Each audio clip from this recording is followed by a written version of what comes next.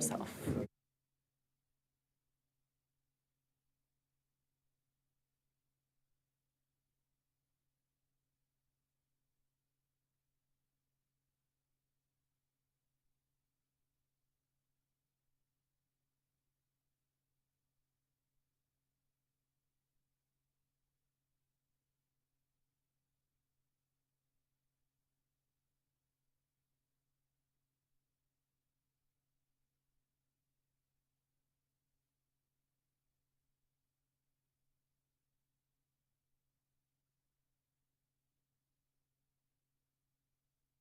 Tonight's pre-meeting for February 12th, 2024 to council, because I know we need to get to legislation. I am just going to quickly ask if there are any further questions. I saw some come through. Have they all been answered? You can always ask at the dais, but I'd like to take care of if you have something, but if you don't, I'd like us to move on to legislation. You can always do, if we don't get to council reports, you can always do that from the dais. But the big thing I want to know, I've been asked to take off the consent agenda item 8C. And Councilor Island, I know you had a couple you had questions about. Do you want any of those taken off? Mark answered both of them for Okay. me. One of them was G, I believe, about the planter boxes and having 3 bids on that. And he said they only were able to get 1 bid because everyone was too busy to do it, so that satisfied that. And then the other one was the computer stuff, and he answered that question also, so I'm fine with it. Okay, so 8C is the only thing we'll take off. And I'm going to take privilege and go to legislation. If we have time afterwards, we'll get to council reports. If we don't get to council reports, do it from the dais during city council time to speak. Okay, Mr. Lindsay, please. Yeah. Ms. Appling. Welcome. Good evening, City Council, and thank you for letting us move right into the legislative portion. So, as we previously communicated to City Council, we do have a update in 2 weeks. We've been planning to come back. We'll also be sharing a written update with you this Friday. But prior to that, we identified last week 5 bills that we would like to take a position on. These are of a more urgent matter, including some that have committee hearings later this week. So we would like to get consensus from City Council on the positions that are proposed within the agenda memo and the write-ups that are in there. That's amend on House Bill 1079, oppose House Bill 1114, oppose House Bill 1152, oppose House Bill 1178, and support Senate Bill 106. And 1079, what was that oppose or support? That was amend. Amend. Okay, can we just start through and you tell us what they're all about and how you're seeing the world? Sure. Can we start with 1152, please? Sure. Amy Atwood, contract lobbyist for the city. Okay, 1152, concerning increasing the number of accessory dwelling units, ADUs. This is a mandate for the city to have an ADU policy. That is a pretty prescriptive policy. The city does not, my understanding, allow ADUs right now. And home rule, local control, those are the 2 policy positions that it takes. Let me correct you. The comp plan says that the city will come back with. Oh, that's right. We'll come back with legislation around allowing ADUs, but city code does not allow ADUs at this moment. Okay. Yeah. And so staff is asking for an opposed position on that. Comments? Yes. I don't oppose it. I think it's something that we've already identified as a need in not only our comp plan, but in our current housing strategy. We need to get on it, and this is not that onerous. I was gonna say similarly, that since we're already on track, and we've already said that we will allow ADUs, that is something we are working towards currently. I don't see how this conflicts with our current plan. Counselor Demott? I'm fine with the pose, not because I don't agree with your guys' points, but to me, this is more about, and if I hear what the recommendation is, this is more about home rule and being able to do it the Westy way versus what the state says. Would I be accurate in that? That's what the position statement says, or your position, Bill. So I would support what staff says, because I think that it's important that we maintain local control on issues like this. I agree with Dave. I think we need to control it, not the state, or the nation for that matter. I think some crises warrant regional solutions, and this is one of those. We need to support this. I'm in support. I am with not supporting and opposing, just because the state so often, whatever they put into their stuff that we've been dealing with, they have mandates, and they just nibble away at our home rule, and I'd rather do it. We already know we're working on it, so why do we want to allow the state to tell us how we're going to do it? So I don't oppose, but we've got 4 votes to support it. Is there,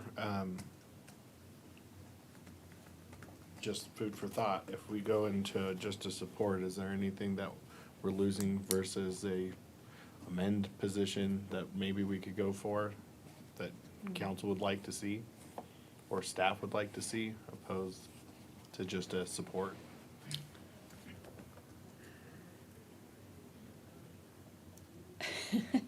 Well, I mean, I think if you come out in support of the bill, then all the provisions that are in the bill, you are supporting and saying that you will put into place here in Westminster.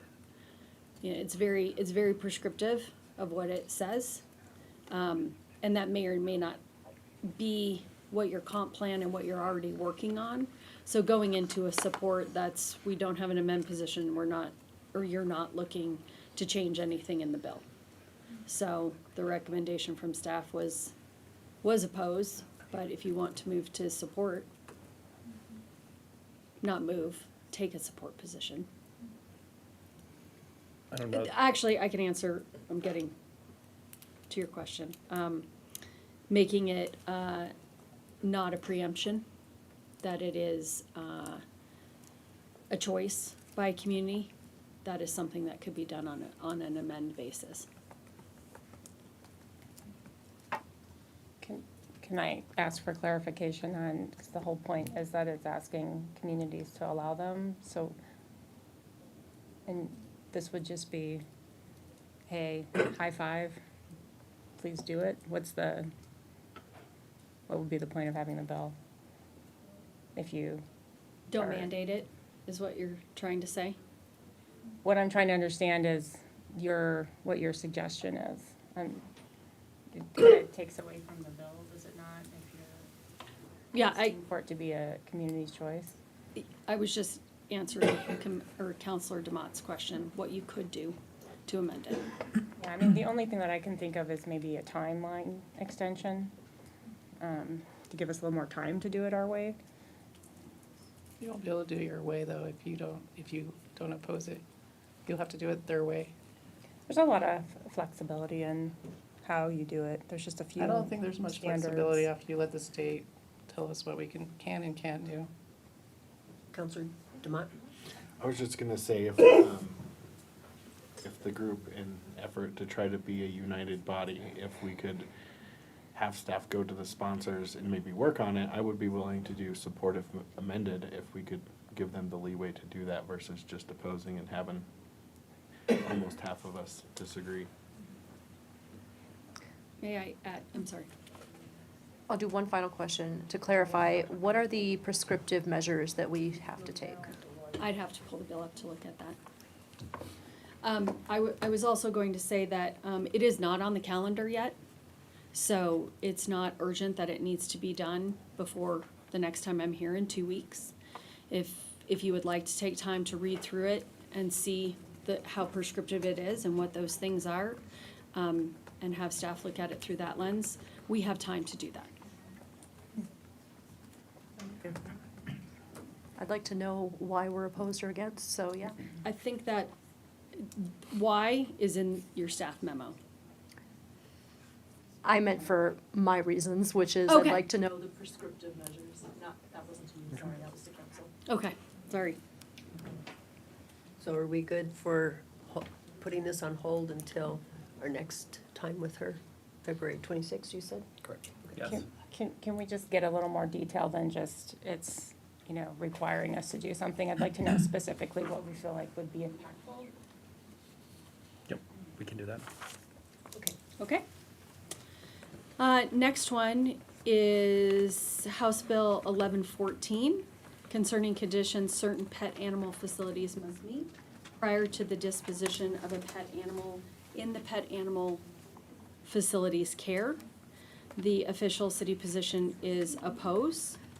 The bill is introduced in the House, requires an animal shelter or a pet animal rescue to notify each animal shelter or rescue in the state before euthanizing an animal.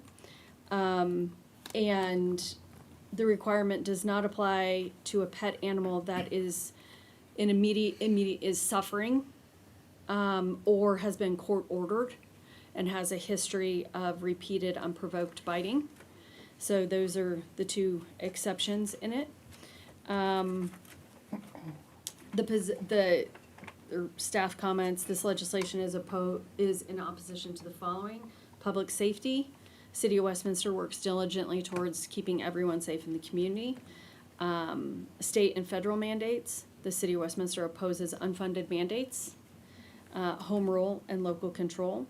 The bill creates a substantial financial burden for shelters, and such additional costs would be passed on to municipalities that partner with regional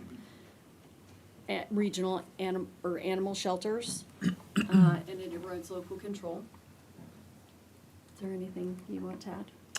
It negates the discretion of our animal services officers in the field and shelter staff to make thoughtful decisions about placement. So we're requesting an opposed position. That's, yes. I just ask, why is it being proposed? What are they trying to solve for? The politics behind the bill. It's being supported by Max Fund. And they themselves are a no-kill rescue. And so this is being, those are the proponents behind it. The association that represents all the other animal shelters is opposed to it. Thoughts? I agree with staff. I oppose it. Both staff? I'm good with staff's recommendation. I might abstain from this one. I might have to do that. I feel like I'll talk this out. I would like to support it because I think it would force the state to take more action around animal control. But the thing is as we know, that forcing us to take more direct action around animal control is expensive. But I do think that measures like this could eventually lead to hopefully really good solutions. But it does put the city in a tight spot where I feel like we haven't had the time or to do a study of what that might cost, what the expenses are to our resources. I don't know all of those answers, and I feel like it's really hard for me to give a responsible answer. I'm just not gonna vote for this one either way. I'm good with staff's recommendation.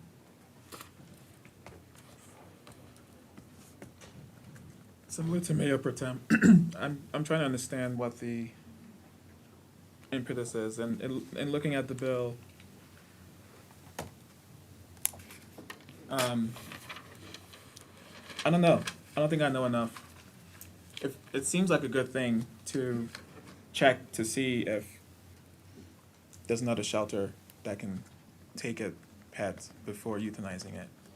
I don't see I understand the local control thing, but I think sometimes we take that a little too far with just using our own judgment on, is this a good thing or a bad thing for our city?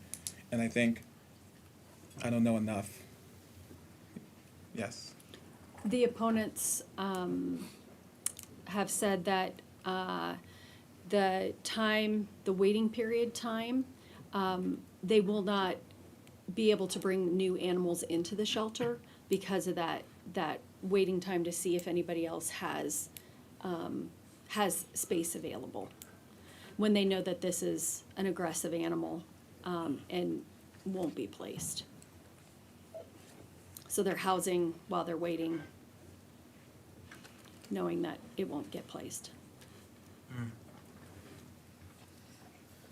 I support it, support your recommendations, so, to oppose. So you've got a 5-2. Okay. Next one, 1178. Concerning local government authority to regulate pesticides. Current law prohibits local governments from creating laws that regulate the use of pesticides.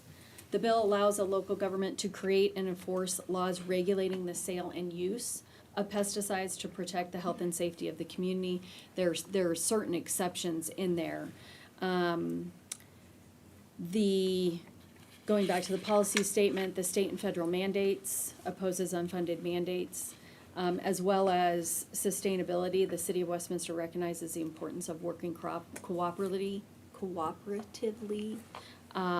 with the public and private partners to implement bills like this. The legislation would allow local government, cities, counties to create their own regulation on pesticides, leading to a patchwork across the state of laws that, your neighbors next door have a different regulation than you do. You split 2 counties. And so if you have a county, if Adams County does something that Jefferson County doesn't do, then your residents as well, depending on what side of the line, will have different regulations. Oh, did I say the recommendation is opposed? Sorry. Thoughts? I would agree with the staff, I oppose it. So doesn't this bill give more local control? Yes.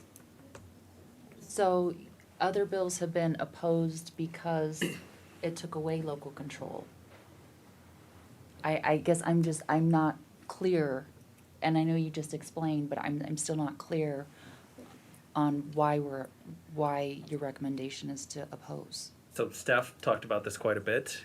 This is an area where the city doesn't already regulate, so it would take a lot of additional resources and expertise that we don't currently have that's done at a state level. And we as a staff think it's more efficiently done at a state level than through a patchwork approach. Okay. Okay. Any ideas? Yes or no? I'm good with staff's recommendation. Okay. I agree with staff. Anybody? I don't know enough.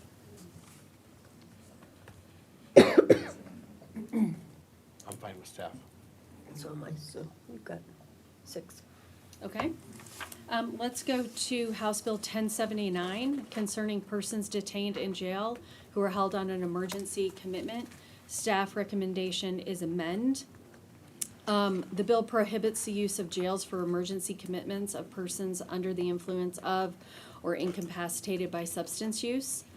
And it prohibits that. So that's the key. Law enforcement agencies that take a person into protective custody pursuant to an emergency commitment must report certain data to the BHA.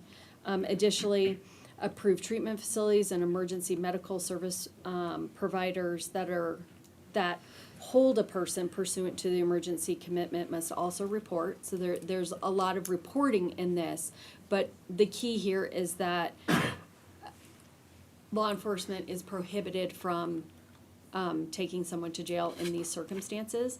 The recommendation is amend so that, as a last resort, jail can be used as a last resort. That is the amendment, and the sponsors seem open to that amendment. Comments? Question. Does the bill account for who will cover the cost of wherever they will go that is not jail? I'd have to look at the fiscal note. And another reason for the amend is that we have a bed shortage in Colorado, across the state and all the regions. And so if there isn't a bed to place them in somewhere, then they can still, last resort, be taken to jail. Can you, can someone provide me with an example of when this would be utilized? And just walk me through Good Yeah. evening, Chief. maybe an experience where you've run into needing to do this, or, yeah.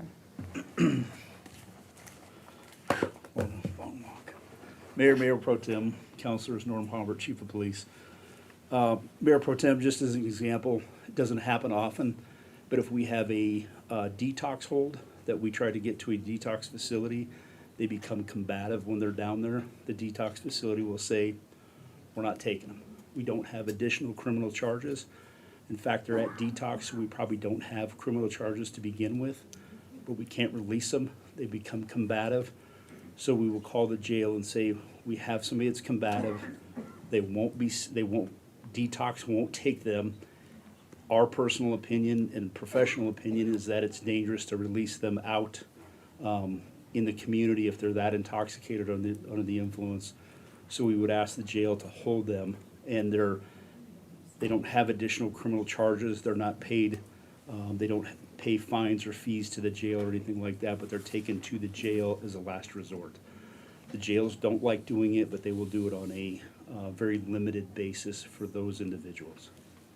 How would this person get out of jail? When they sober up, the jail would monitor them. They have this staff there, nurses, to monitor them to make sure that they're coming, that they're detoxifying, if you will. And so when they're sober, then the jail would release them out the front door. Just literally open the doors and escort them out like they were being released, like they had charges, but there would be no criminal charges associated with it. Is this usually just an overnight, or is it prolonged, or? Usually it's an overnight, usually it's for a few hours until the behavior changes and they've sobered up. Like I said, the position that we're looking for here is just an amend, just as that last resort that we have an option to do this. What the bill is proposing right now is shall not, which means we have no options. Mayor Pro Tem, Counselor. How often, because you can do this today, right?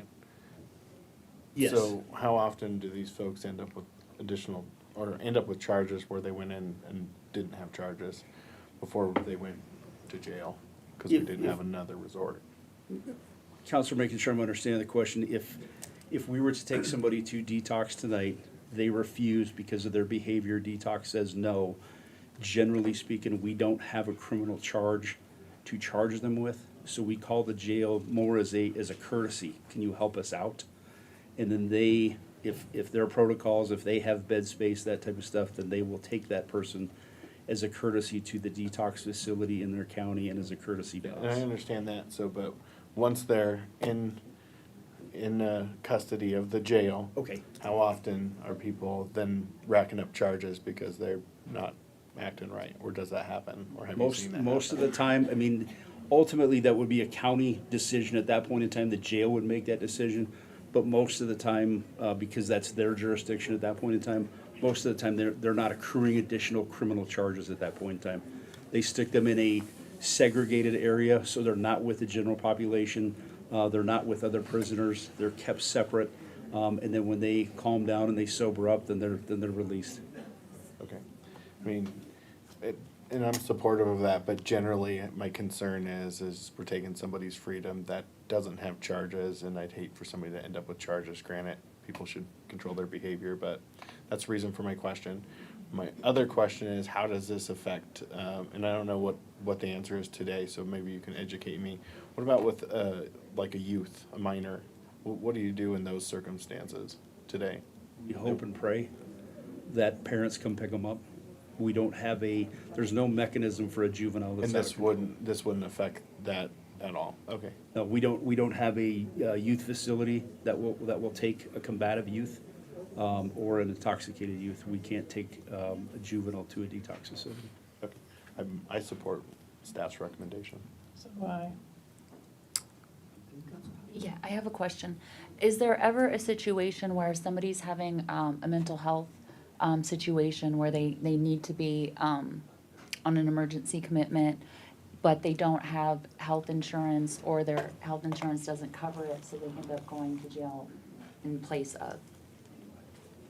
I can't give you an answer of yes or no in that, in the sense of the insurance piece matters not to us. If somebody's looking for the mental health component, or if that's our driving force, we take them to the hospital or to the appropriate clinic as it relates to that. Right, but if they are determined to be held on an emergency commitment and they can't pay for that, the facility isn't going to take them. So my concern is, under that circumstance, would they then be placed in jail? No, we would not take them to jail. And the insurance piece, from our perspective, is a longer-term piece. Really, the short-term piece for us is getting them to that facility. And then what happens from there as it relates to long-term, short-term holds, payments, all that type of stuff is with them in the facility. And once we leave, it's more the facility's responsibility. To your point specifically, if they can't pay, we're not gonna take them to jail for So a that facility piece. has never called you because someone can't, okay, that's Never. just what I wanted to. Never, sorry, Okay. yes. I'll say that I support staff's recommendation I would like to add to the amendment, with proof of trying to find somewhere else to go aside from jail. And, Yeah, I'll support. Councilor Zide? We just had a mental health panel last week, and one of the issues generally that we know of in the state is there is a disproportionate response to folks experiencing a mental health crisis, more often than not, for many reasons, because, it's not any wrongdoing on the side of police or anything like that, but what I don't want to happen is we say yes to this, or we amend it, and, we have a great chief, we have a great staff. If anyone has the discretion to arrest a combative, or what seems to be a combative person, just because they're combative, but combative is subjective, right? So my question is, are there constraints in place within the department from a process standpoint that decision-making is not on the discretion of any one person, but is driven by some kind of policy that we have internally? Counselor, first, what I would tell you is we get specific training each year to understand the difference between intoxicated behavior versus criminal behavior versus somebody having a behavioral crisis. And we were gonna do everything we can to get that person with behavioral crisis attributes, the help that they need, as opposed to taking them to jail.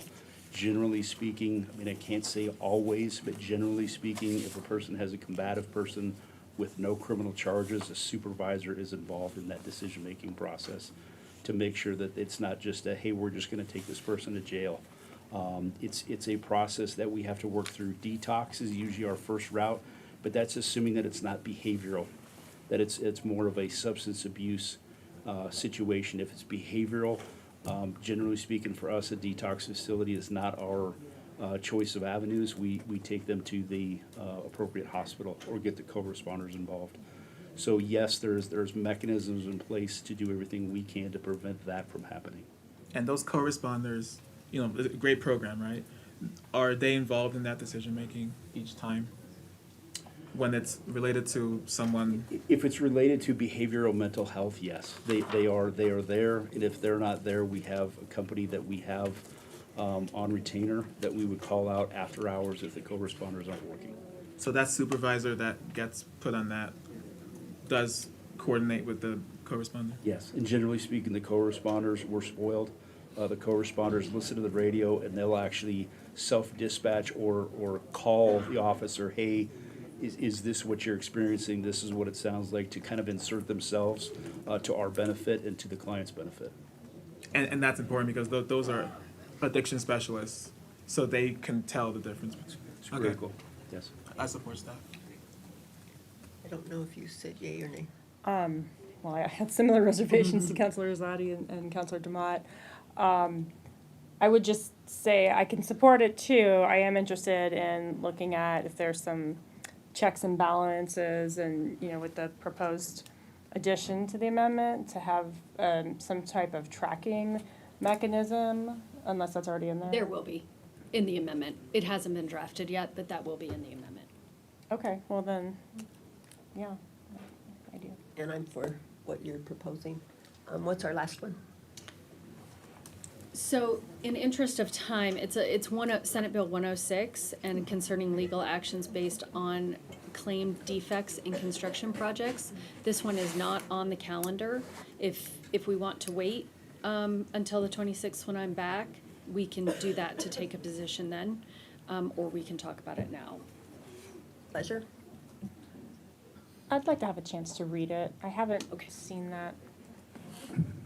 Mm-hmm. Which one is this one? This is construction defects 106, sponsored by Zenzinger, Coleman, Senator Zenzinger Oh, I and have Coleman, seen that one. and Okay. Representative Byrd.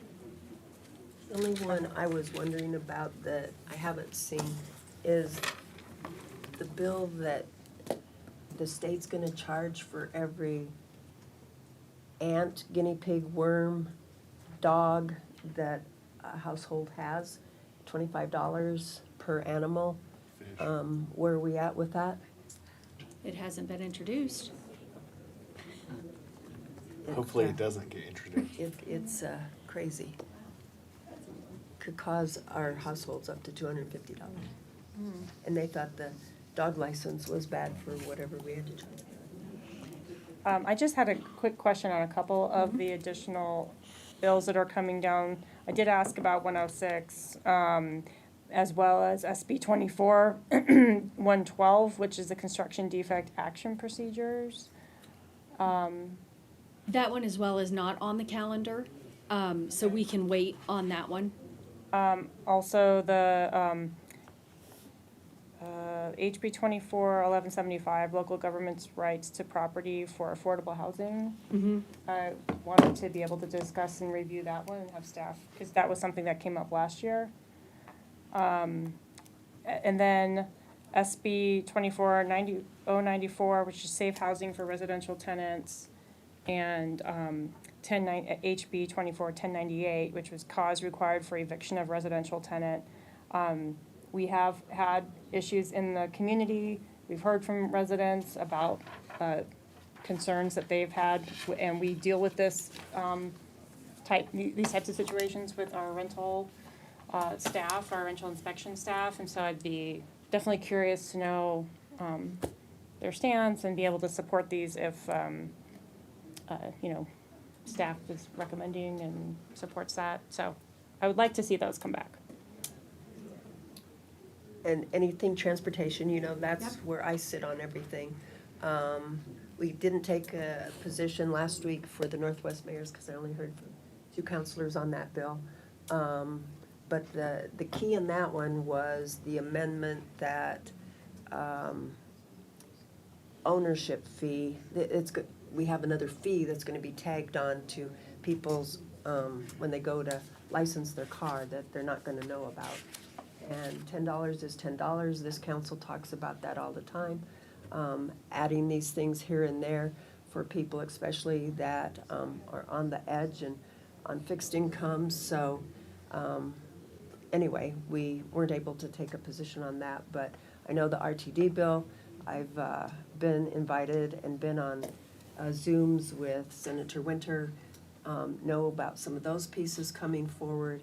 And again, the big thing that I ask people to look at is what is really trying to be changed. Because when you talk about accountability, our representative from Boulder, from the Lafayette area and Broomfield, and from Thornton, and our person here from Westminster, those four couldn't be more, they're any place we ask them to be. They go with us to DC when we go and lobby. They are totally transparent. And so I don't know what they're trying to change. I know that they may change the size. What does that mean for taxation for the people that aren't going to be getting anything? I mean, there's so many things to that. And I'm not willing to just tell the state, oh yeah, you can do it, because they think that professionals, and they use that, need to be sitting in those seats, and yet CDOT will be over this, and then they're going to move it into Dr. Cog. But when you look at some of the positions that the state has for some of the people they want taking over, their expertise isn't in transportation. So they need to be careful what they state, because we can hold accountability towards who's sitting in some of those seats that the state has that have absolutely zero transportation knowledge. So those are key things that we're going to be looking at on all of the transportation pieces in this Northwest area. And anything you get, I'd love to see. Great. Thanks. We will go to meeting. ASA.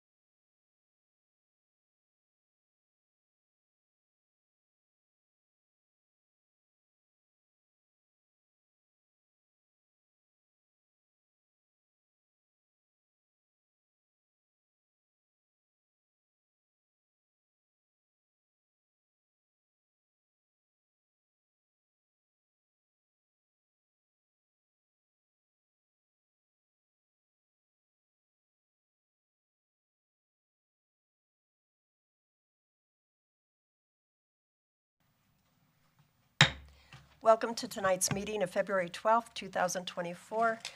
Please stand and join me in the Pledge of Allegiance. I pledge allegiance to the flag of the United States of America and to the republic for which it stands, one nation, under God, indivisible, with liberty and justice for all.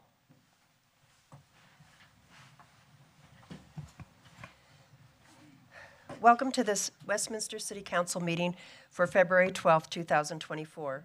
We thank you for coming and would like to remind all in attendance that our meetings are subject to rules of decorum that are posted at the back of the room. These rules are in effect while our meetings are in session, as well as during breaks and transitions between meetings. We want you to feel welcome and remind all there is an expectation that no attendee shall disrupt this meeting and that threats, intimidation are prohibited. Signs and placards are prohibited in council chambers, and all attendees shall remain seated in the seats provided, not in the aisles, nor shall the doorways be blocked. Roll call, please. Counselor Carmelia. Present. Counselor Demott. Present. Counselor Azadi. Here. Counselor Hott. Present. Mayor McNally. Here. Mayor Pro Tem Nurmela. Here. And Counselor Ireland. Here. That brings us to the minutes of January 22nd, 2024. Counselor Demott. Thank you, Mayor. I move to approve the minutes of the January 22nd, 2024 meetings as presented. Mayor Pro Tem. Second. It's been moved and seconded to approve the meeting minutes of January 22nd, 2024. Is there any further discussion, comments, questions? All those in favor say aye. Aye. Opposed? Motion carries. The public comment portion of this meeting is an opportunity for the public to communicate with the City Council. Each participant will be given no more than 5 minutes on any topic they choose. Public comment is not intended to be a back-and-forth discussion. If there is a public hearing scheduled for the item on which you wish to speak, please hold your comments and testify when the public hearing is called. Tonight, there are no public hearings on the agenda.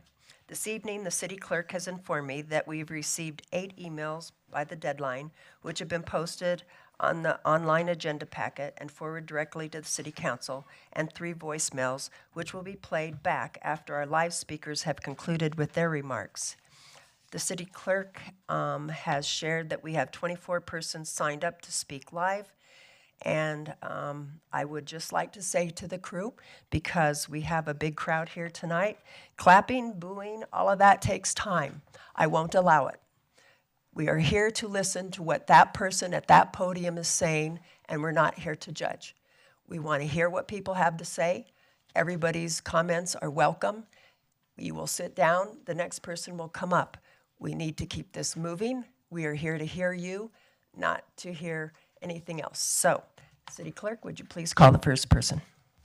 Mayor, I first wanted to tell you that I made an error, and there is one public hearing this evening on the consideration of a PDP for Mandalay Gardens Track 10. I thought so too, but didn't have time to double peek I over here, so apologize about that. That's okay. So if you're here for the Mandalay Gardens, don't speak until we ask for that.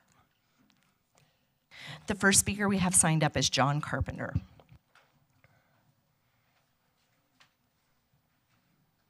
Welcome.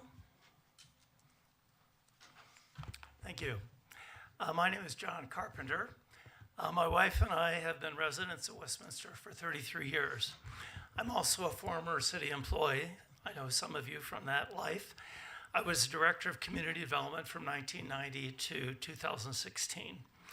And during most of that time, I was the head of the Open Space Acquisition Program that was under my direct supervision.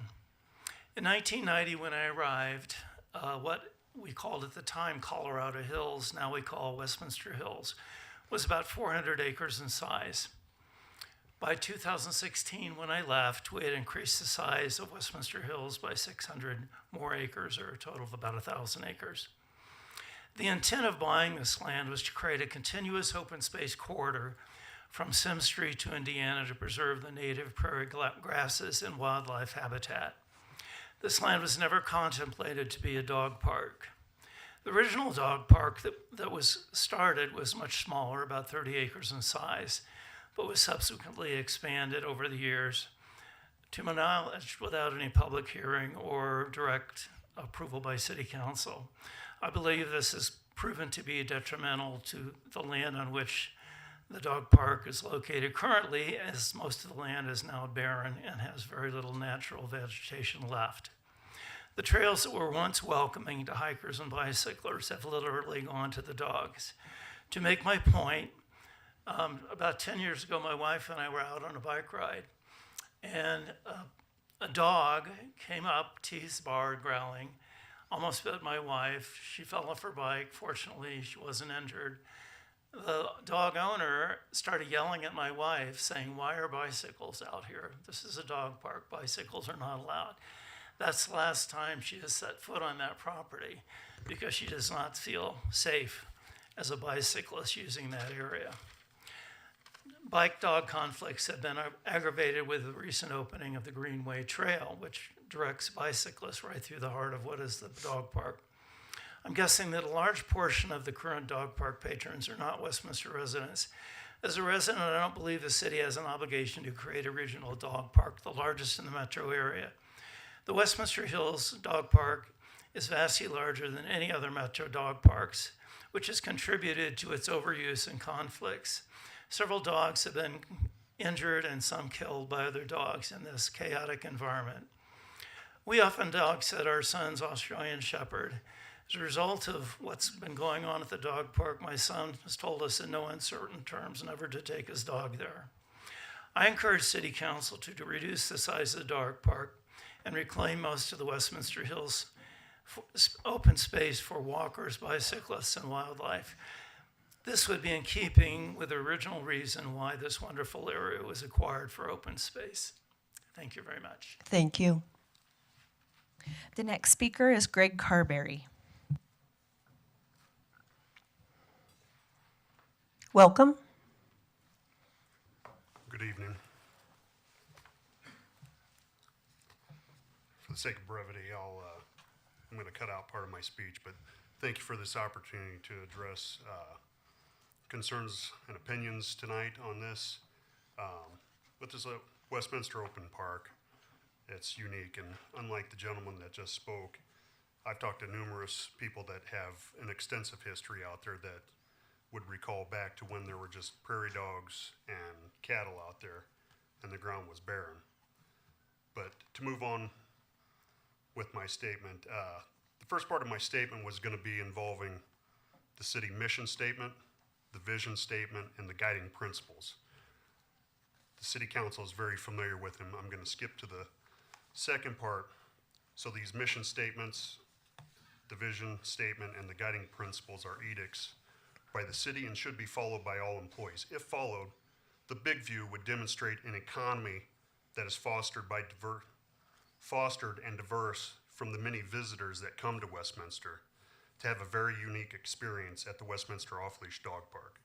Strong sense of community and belonging, diversity, equity, and inclusion are all products offered by this dog park, offering an experience that can be shared by pure joy of sharing time with our pets, watching them run and play. Innovate, initiate, prevention, and proactivity, when used properly, could have been used to reach out to the off-leash community for ideas and solutions to concerns in our beloved area. Lastly, and most glaringly, transparency and accountability. This is part of those principles here. Engage in two-way dialogue with the people of Westminster. Clearly communicate our intentions and decisions to take responsibility for all that we do, thereby earning the trust and confidence of the community. This process to shut this down to on leash, I feel, has been run in the shadows and far from transparent. I say this as someone who frequents the parks regularly, as do many of the citizens in adjoining neighborhoods, and we had no idea this was going on up until 2 weeks ago. There are issues, obviously, that need to be addressed, but they need to be addressed in the light and in cooperation with the community that has a vested interest in this, not just one department freelancing their own agenda.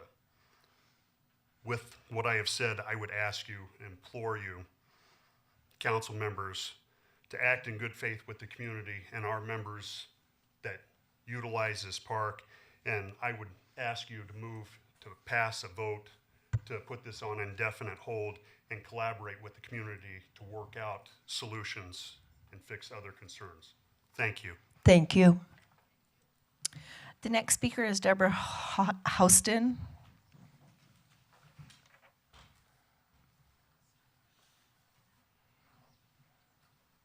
Welcome. Hi. I'm Deborah Austin, and I live here in Westminster. And I go out to the Westminster Hills Dog Park with my 2 golden doodles, and we play really hard so that we can serve the community. I am certified therapy dog team with my golden doodle, Gabby. We currently serve at the Adams County Courthouse in the District Attorney's Victim Witness Comfort Dog Program. What that means is that we go in and comfort stressed out people who are victims of crimes or witnesses to crimes. We also serve the staff and the district attorneys. And I'm here as part of a group that would really like to work with the city to preserve this off-leash opportunity for those of us who love to exercise with our dogs. And we realize there are issues. We are solutions oriented. We'd really like a chance to work with you on the solutions. So thank you for your time tonight. I really appreciate it. Thank you. The next speaker is Tammy Kramer.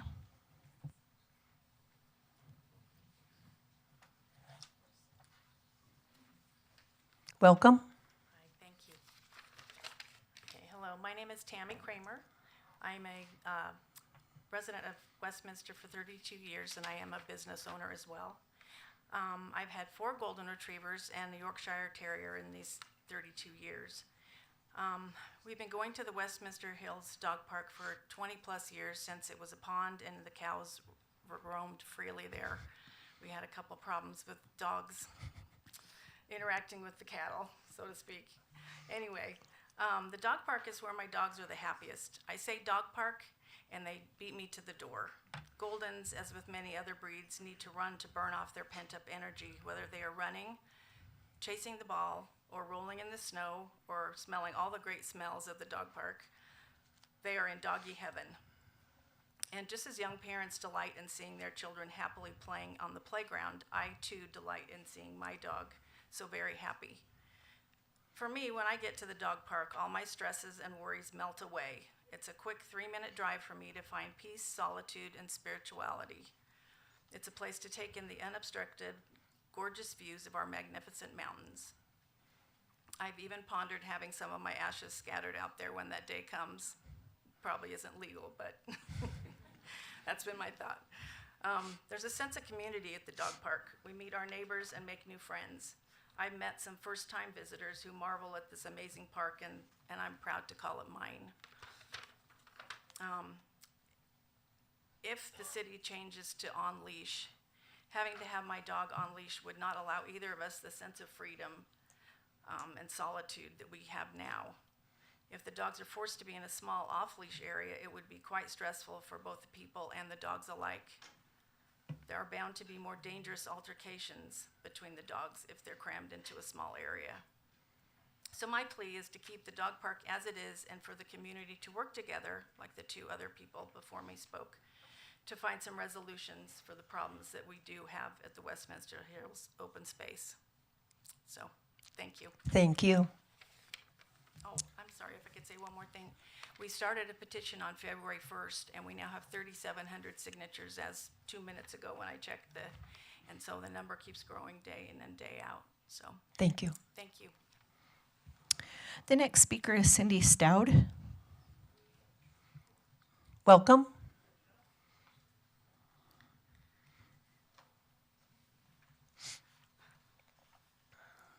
Good evening. My note just disappeared on me. Sorry about that. Could you take the microphone and just get it closer so yeah. people listening can hear? You bet. I'm Cindy Stout, 40-year Westminster resident and also a small business owner. My husband and 3 adult sons have enjoyed the off-leash dog park probably 4 to 5 times a week since it opened. We are on, I think, our 6th or 7th dog that we take out there. Kind of like Tammy, and Tammy's my neighbor. Some people love gardening. Some people have hobbies that just make them feel like, oh, this is heaven. Well, to me, the dog park is heaven. I bring my dogs home from the dog park, and I give them treats for taking me for a walk. So it really does mean a lot. Over the years, I've definitely seen the impact on so many people, and I also want to be part of the solution. So I do have a couple of comments, though. We've heard from city staff during public meetings and news reports and press releases that no decision has been made and they're looking at a bunch of different options. Unfortunately, the only option that has ever been presented to the public is making it on leash. So that does feel a little disingenuous because we see what's put on the news and it's different than what we've heard. So we want to ask the city what the bottom line goal is. We've heard that there's 1 million people a year going through there. If that goal is to decrease the number of people out there, it does occur to me, why is the solution to that to put dogs on leashes? It seems like a false fault to punish the dogs for that. We're definitely, like Deborah mentioned, we'd like to be part of the solutions as well. So, so far it feels like our comments have been kind of fallen on deaf ears. And so that's why we're here tonight, to ask you.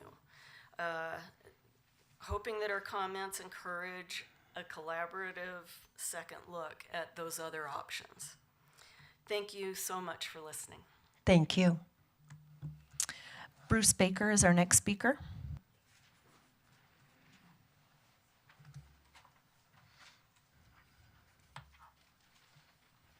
Welcome. Thank you.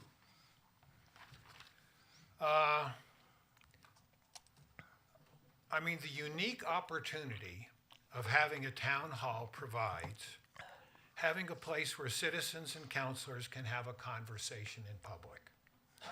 And the value of that opportunity was been completely illustrated by my having to wait 3 weeks to basically respond to Councilor DeMott and his comments he directed to me back on January 22nd. Sadly, though, I did not hear Councilor DeMott answering the question I asked at the town hall. I heard him, suggesting, well, the mayor was overwhelmed by my question. It is unfortunate she did not interact with me like she did with other question askers. I could have helped her understand my question. I did appreciate, well, the remainder of Councilor DeMott's comments. I am guessing, well, the emotional intensity of, well, the situation allowed him to share his true feelings and recount an accurate history of my censure by the council. Emotions that night were really similar to March 13th, 2023, when really Mayor Pro Tem and Councilor Izadi publicly displayed their true feelings, their intense dislike, perhaps even hatred toward the rest of council. Councilor DeMott stated in his comments, the council censure of me was that council, quote, was forced to do something, a true statement. Our city manager threatened to sue council if council did not apologize to him for my comments. My council was bullied by the city manager. Further along in his remarks, Councilor DeMott said that, well, the censure of me was that council wanted to say, and again I quote, "We do not approve of your behavior." Now, what behavior of mine was so distasteful to my colleagues? Telling the truth.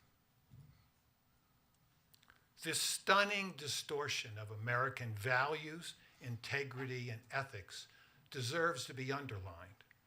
My city council disapproved of me of telling the truth. They disapproved of honesty and accuracy. Everything I said on July 24th, 2023, in really recounting the history of, well, the manipulation of the council by the city manager and staff was completely accurate and faithful. So what lessons do I think our new city council can learn from this reopened wound? As I warned you when you took office, there's far too much hate in Westminster. my really censure by my colleagues is an example of hate in action. Hate from people I thought had joined with me in working for the good of Westminster. As far as moving forward, I suggest, 1, be aware you have a city manager who seems to have few reservations about misleading and bullying city council. 2, please listen to what your colleagues are trying to say, even if you hate them. 3, find a way to validate information you are given. And 4, Westminster's elected city council should not be sock puppets or rubber stamps for the staff.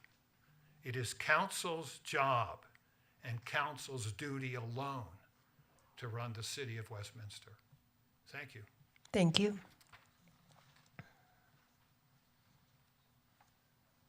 The next speaker is Tonya Yost.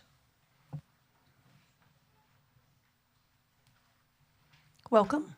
Well, thank you for this opportunity, councilors, mayor and mayor pro tem. My name is Tanya Yost. I have been a resident of Westminster since 2010.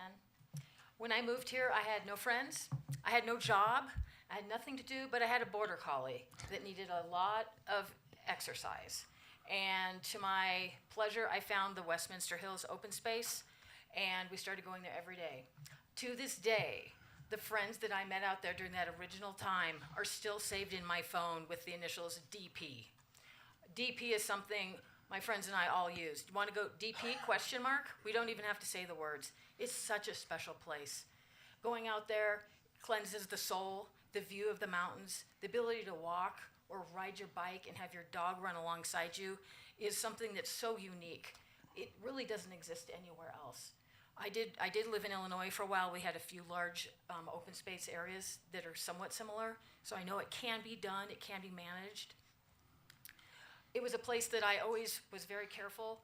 I always tried to pick up my poo. I encouraged others, maybe not always so nicely, to pick up their poo, handed out bags. I called when I saw poop bag dispensers were empty.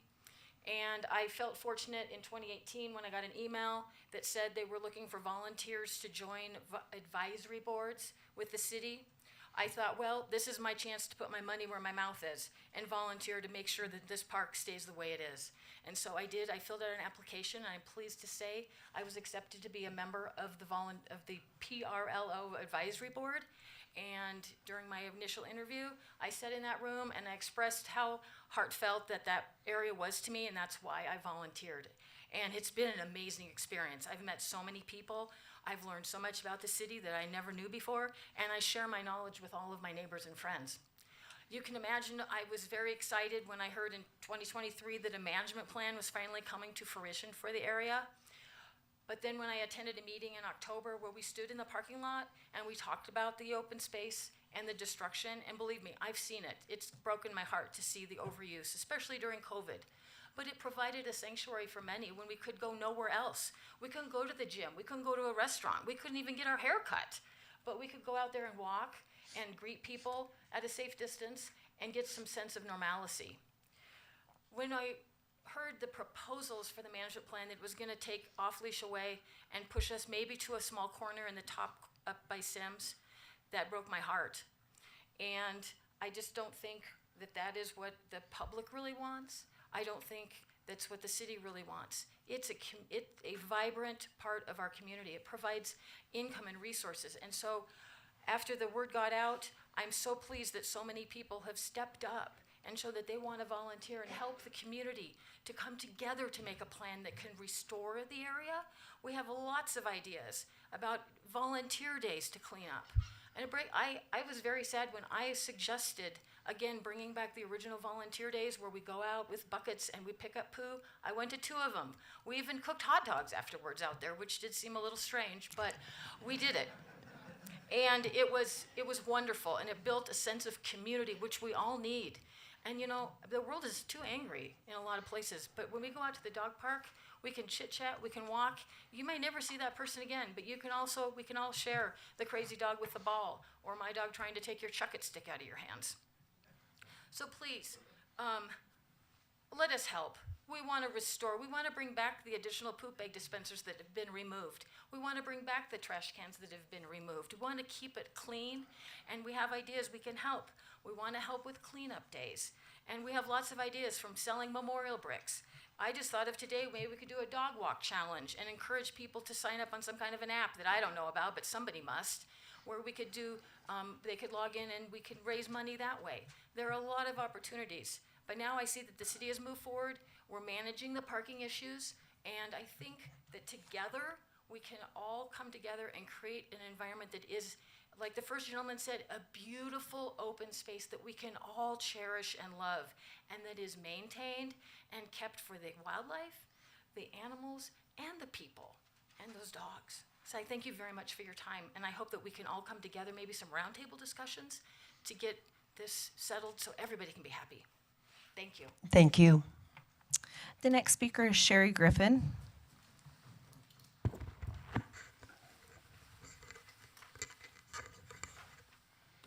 Welcome. Hi. Thank you so much for hearing us. My name is Sherry Griffin. I'm originally from Boulder, and I've lived in Broomfield for about 18 years. I live with my sister, who's a cancer survivor and is handicapped.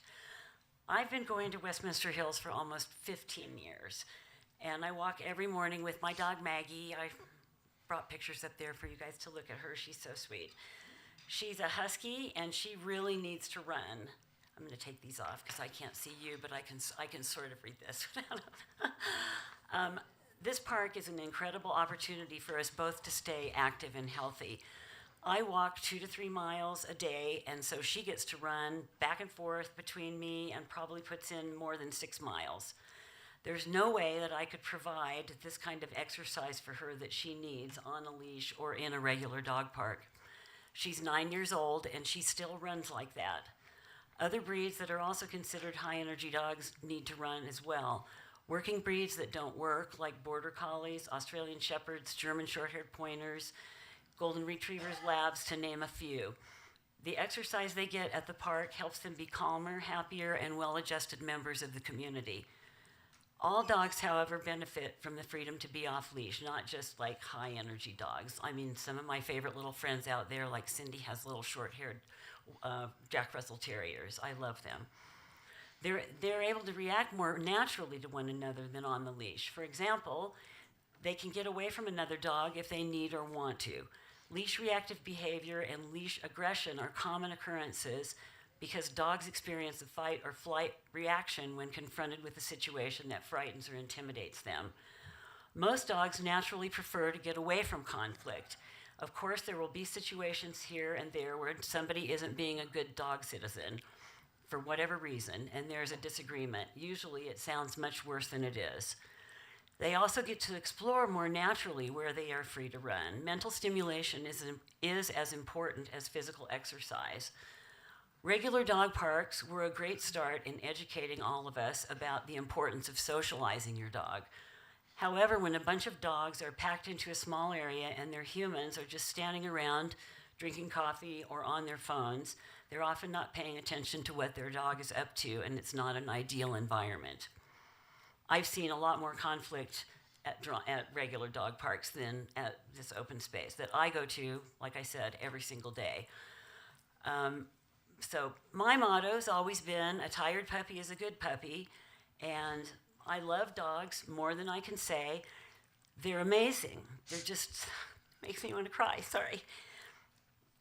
They're shining examples of how to be present and in the moment, and we can all learn some lessons from that. Every day for them is the best day ever. They are the most joyful beings, and this park allows us to witness that because they can't be that way on a leash, and to share their joy. We really do want to work with the city to improve the problems and retain the off-leash access to our beloved park. We want to be part of the solution. I, too, have participated in the poop volunteer days and hot dogs and the buckets, and then they just didn't happen anymore about 4 years ago, I guess. It was before COVID. And I've also picked up poop at every other park I ever visit, just because. If I can't see my dog pooping, then I go around and pick other poop up. And there is a definite problem with poop out there. And there is a lot more visitations since COVID. But like my previous friend said, that park saved a lot of people during COVID. The reason it became so overused was because all of the other dog parks shut down for more than a month. And I ran into people out there that had just discovered it, and they were going crazy, couldn't figure out how to take care of their dogs. So anyway, we really want to be a part of the solution, and we really thank you for the opportunity to speak and to share our stories. Thanks. Thank you. The next speaker is Bill LaRonde.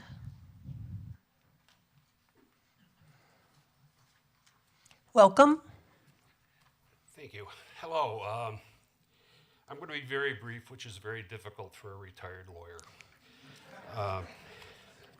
I had this plan where I was going to take apart, as old lawyers usually do, all the arguments for this park, because for not having this park. But listening to the people that have come before me, I think they've done a much better job than I would have done. So I'm going to go right to the personal reason. November 16th, 2022, I had open heart surgery for aortic aneurysm. In my younger days, I was in great physical condition, and you can see what happened. It's not good. But I had the surgery, and I had to go through rehab, and that was like a 3-month process to get back on my feet so I could walk a couple 100 yards and stuff. And I'd been going to the dog park off and on with my dog, Stella, and my daughter's 3 dogs, which are very big dogs. And but the park since then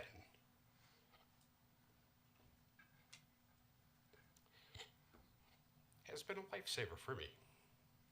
I've been able to walk my dogs, let them run, enjoy them, watch them, get the exercise that I need. And that's what this park has provided for me and my dogs. And I would just ask the council, the city council, to take that into consideration. It's more than the dogs, it's the people too. We all enjoy it. We all get something from it.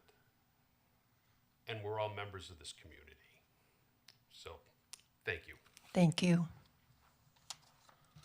The next speaker is Amanda McKinley.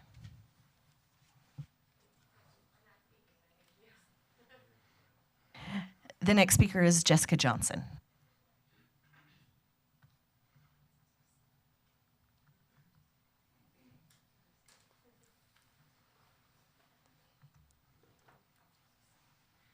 Welcome. Hi, thank you. I don't have anything prepared, so I'll just make this brief. Hi, my name is Jessica Johnson. I have been a resident of Westminster since 2019, and I brought my first dog home in 2021.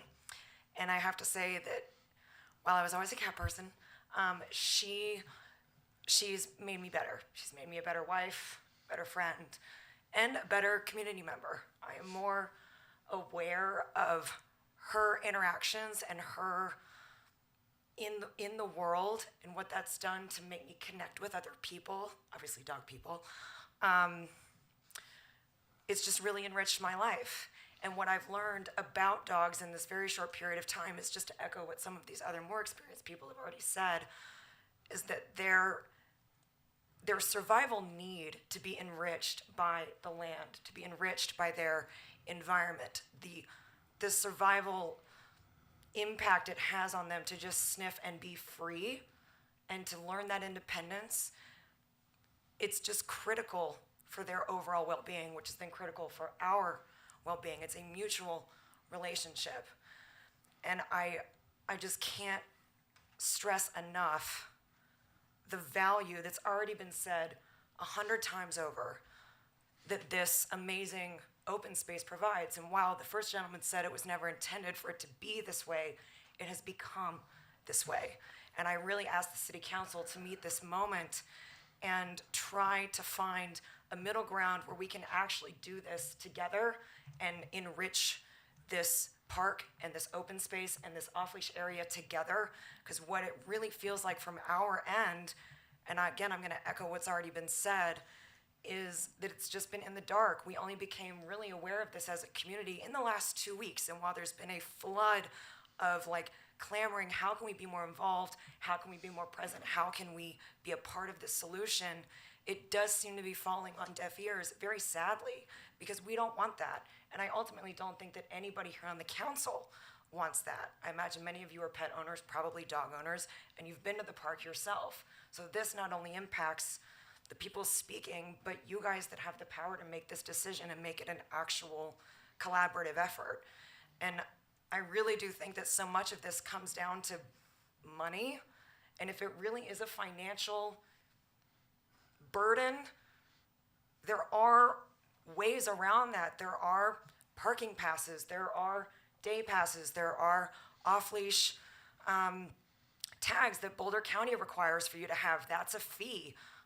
There's the model that the Cherry Creek Reservoir has, where you have to pay an additional fee to get your dog in the park, even though we have the parks pass to get in. So there are ways to raise money.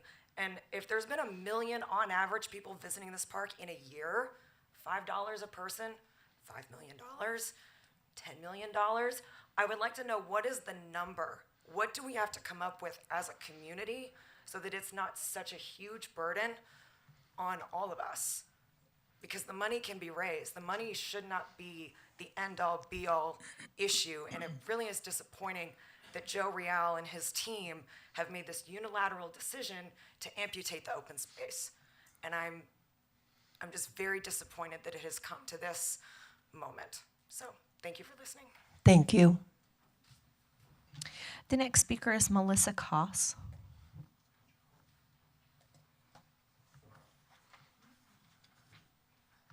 Welcome.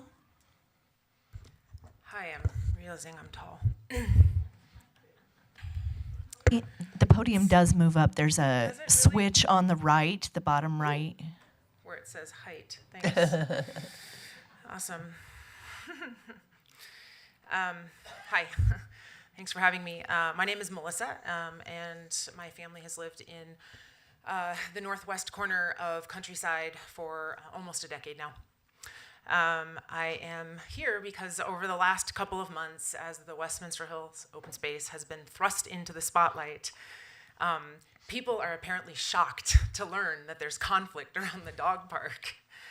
For some of us, there's actually been conflict for almost a decade, and for some much longer than that.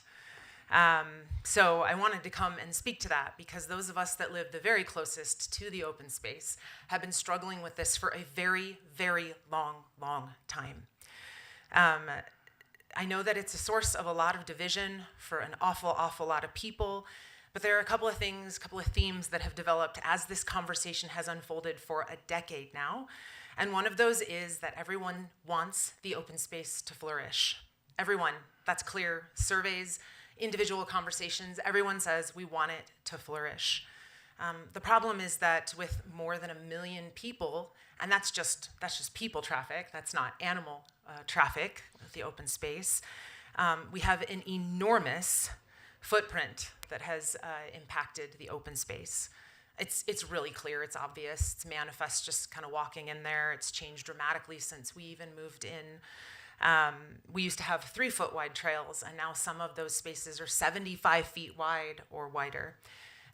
There used to be an abundance of wild grasses and flowers, and a lot of that has been replaced by expanses of dirt. All you have to do is enter the parking lot, and it's pretty horrific. The urine and the dog waste, and if you get a really good westward wind, the neighborhood reeks. I live 400 feet from the open space. It's really pretty awful. And this has been going on for a while. There's waste all over the open space. My husband and I used to frequent it, and now, I mean, it's pretty awful. Many residents in the neighborhood, in the immediate area, both with and without dogs, no longer use it. I only know this because we've been talking as a neighborhood forever now about these issues, and people say, I'm just not even gonna use it because it's deteriorated so seriously. And here's where the conversation becomes really challenging, is everyone keeps talking about the open space as though it's an isolated thing, and it's not. It's part of the neighborhood. The same footprint that's impacting the open space is impacting the neighborhood. We are basically an overflow parking lot right now. We get 100+ cars in a 5-block radius on an average Saturday in the weekends. They block driveways, congest intersections. There's constant noise. Beep, beep, beep, beep, slam, slam, woof, woof, woof, get back here, no, slam, beep, beep, constantly. We don't open our windows in the summer because it is non-stop and it's extremely stressful. I have a 2-year-old now that I can't have in the front yard because of the constant traffic, unknown people, unknown cars, unknown dogs. German Shepherd last summer came up, off leash, licked my kid in the face.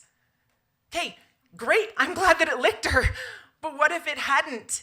It's like twice her size. What if it had decided to bite her? I pulled the dog off, which it was fine, it was a harmless dog. But when the owner came around the corner, they said, oh, you don't have to worry, it's friendly. How am I to know that? Why can't my kid play in my front yard on a Saturday? This is not an attack on the local residents. This is an issue with the way things are structured right now. We have dog waste in yards. We have no street parking for local residents. It's just not sustainable. I understand that we want off-leash opportunities, but that's not the problem. The problem is that all of Denver is using our resources for off-leash, and we don't owe them anything. It was a dog park second. It was an open space first. The impact of the usage on the neighborhood, we have to deal with it daily. At least this proposal would begin to deal with that. It doesn't mean no one can use it. It just means that it provides some limits so that we can use it in a way that it's not impacting our quality of life so negatively. If this will help us, if this will benefit the local residents, please, let's do it. Really appreciate it. Thank you. Thank you. The next speaker is Rick Andrews.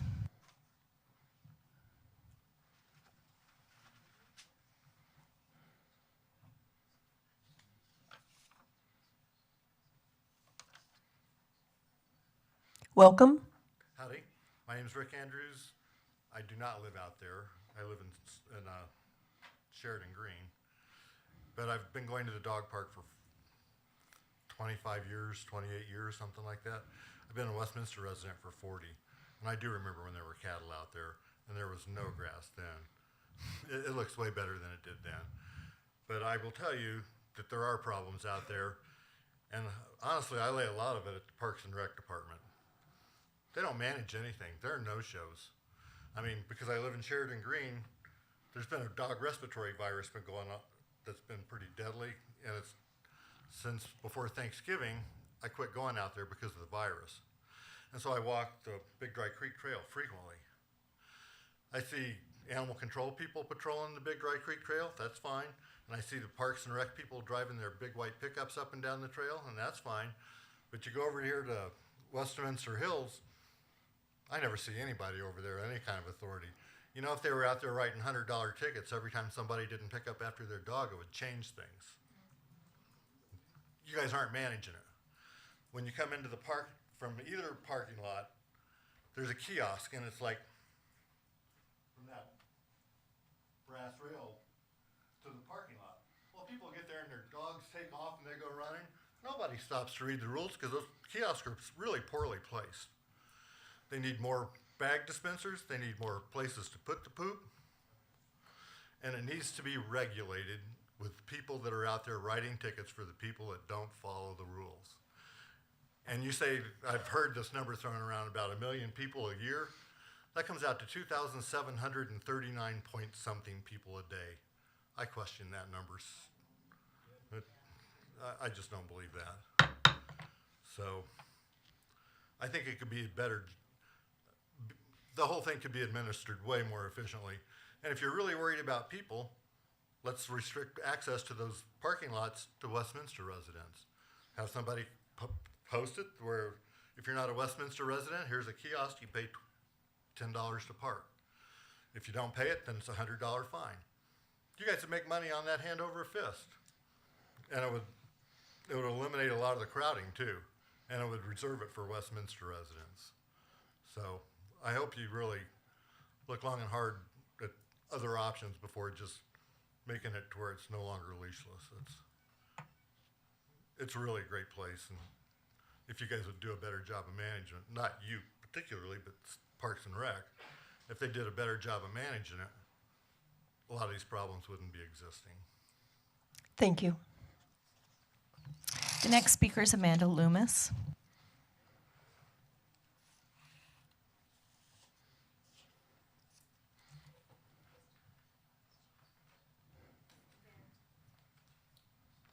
Welcome. Hi. Sorry for keeping you a little later than you guys might have thought you were having. Please get up to the microphone, and if you need to lower the whole thing, you How's that sound? you I don't want to be too loud. Anyway, sorry if we're going to keep you a little later tonight than you all thought you might be staying. I won't say a lot. I think it's probably been covered. I will say that I do see all the degradation out there as well. I see the overcrowding. We don't go out there on the weekends. It's horrifying. But I do think that if that 1 million visits number is true, which I'm okay with the number being true, I think that taking it away from that number of people would have a pretty major impact. I'm not sure where else we can go in Westminster now to have that sort of free feeling when you get out there. I back onto Big Dry Creek. We don't walk on Big Dry Creek anymore because I'm going to be run over by electric bikes 90% of the day. So we don't actually even walk our dog back there or even use it. We drive out to Westminster Hills where we can walk and not worry about getting run over or having anybody yell at us or honk their horn at us, which is just, crazy for an open space. But there just aren't a lot of places around here anymore where we can go and be free and not have that conflict. I haven't witnessed the dog-on-dog conflict. I suppose it does happen. We've been out there a lot. A lot of people have been out there a lot and had not seen it. So I'd like to maybe see some numbers on that. But anyway, I don't have a lot more than anybody else has said, just that we care for it a lot, that we're ready to work with you guys, that we want to make it better out there. We got organized really quickly, and I think we could have an even bigger impact with a little more time, which in the past 2 weeks we haven't had a lot of. So I appreciate y'all's time, and like I said, sorry if you have to stay a little later. Thank you.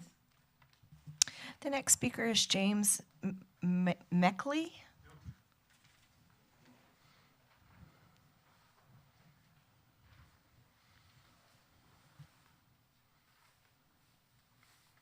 Welcome. My name is James Melky. I'm actually from Broomfield. I've been going to the park over 20 years. It's a creation that there's nothing else like it around. You can go to Cherry Creek.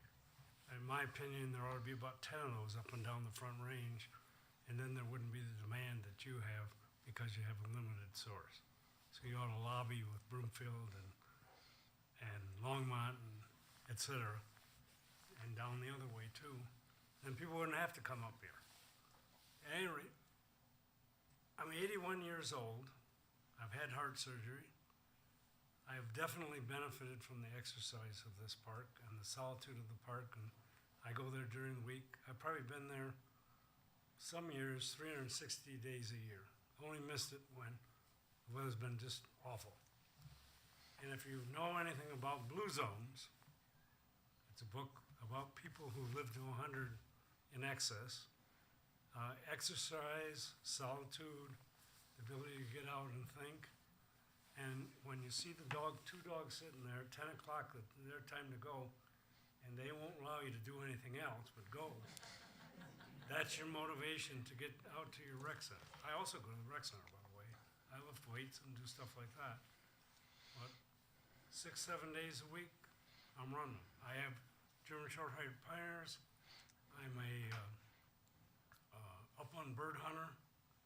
I've done a lot of the basic training in that very part off because when you're training, you want distractions. And there's natural distractions there, and I'm teaching them come, sit, stay, and all that kind of stuff in the beginning.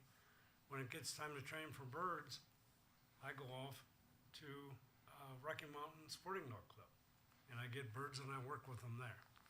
That's not what they do in that part, but and the value to the dogs is incredible, and the value to people is also incredible.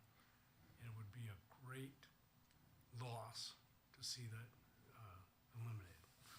Thank you very much. Thank you. The next speaker is Bill Phelan. The next speaker is Kim Daly.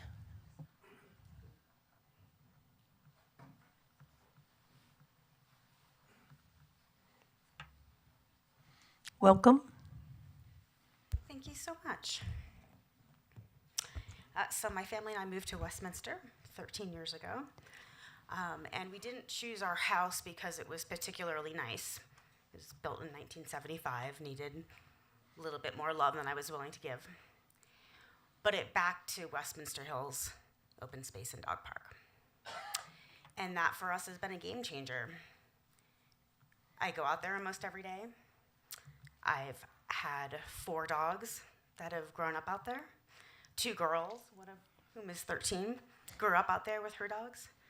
It's such an incredibly unique place. In fact, we have this tradition on our street that when one of the dogs is getting ready to pass the Rainbow Bridge, we gather as neighbors and friends and we go into the park and we take them on their last walk. And it would be really hard to do that if they all had to be leashed, especially because one of them's being pulled in a wagon.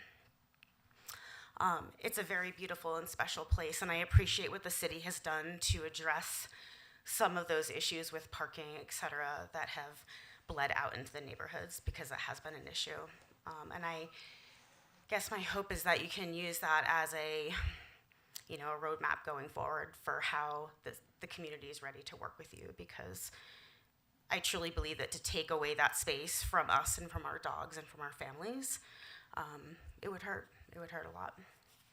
So thank you for being here tonight and allowing us all to have an opportunity to speak. Thank you. The next speaker is Kyla Dunkel.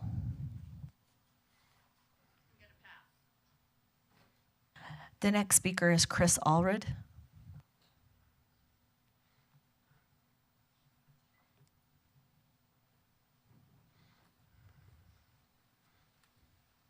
Welcome. Thank you. Just a few papers to share. Okay.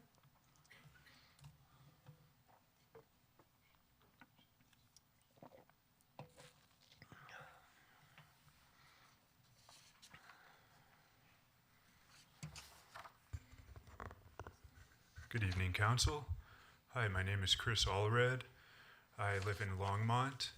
I work at Rocky Mountain Peace and Justice Center, and I've been studying Rocky Flats for about 9 years. I'm following up from a public comment to Westminster City Council in September of last year. And this comment is in regards to the Rocky Mountain Greenway. Through 9 years of studying Rocky Flats, this I can be sure of: Rocky Flats is not a good place to build a mountain bike trail. I hadn't planned on addressing the dog park tonight, but I definitely love dogs and I love dog parks, and just would like to share a word of caution for the dog park, as it is also located downwind of Rocky Flats. To anyone who might not be aware of Rocky Flats, it is a former nuclear bomb plant that manufactured about 70,000 plutonium pits for the nuclear weapons arsenal. In the 1970s, there was a former executive director of Jefferson County Public Health named Dr. Carl Johnson, and I believe that the dog park is in a region which Dr. Carl Johnson said should never be developed due to residual contamination from the Rocky Flats plant. But to get back to my reason for being here tonight, I shared 2 papers with the council tonight. The first is a motion for preliminary injunction. This is in reference to litigation under the National Environmental Policy Act, which was filed by 7 community groups in January of this year. The preliminary injunction seeks to halt construction of the Rocky Mountain Greenway to allow time for a more thorough environmental impact statement. Has construction of the Indiana Street overpass of the Rocky Mountain Greenway commenced on Westminster city land? With consideration of ongoing National Environmental Policy Act litigation and a preliminary injunction hearing, please direct city staff to halt all construction along Indiana Street. This is an urgent request on behalf of public health and safety. The second paper that I shared with the council is a February 2nd letter of this year from Representative Pedersen and Representative Neguse. It is a follow-up to a letter they sent last summer requesting air monitoring at Rocky Flats. This is of significance because the main health risk from Rocky Flats is through respirable dust of plutonium and other contaminants such as americium. So air monitoring would help to monitor the air quality and hopefully that we won't see any other fires in the region, but this was in direct response to the Marshall Fire and the need for monitoring the air. We would be grateful if the city of Westminster would join members of Congress and neighboring local governments, Broomfield, Arvada, and Boulder County, to support air monitoring at Rocky Flats. And please be sure that there is a public process for the implementation of air monitoring. Thank you very much for your time. Thank you. The next speaker is Paula Elfson Gardine.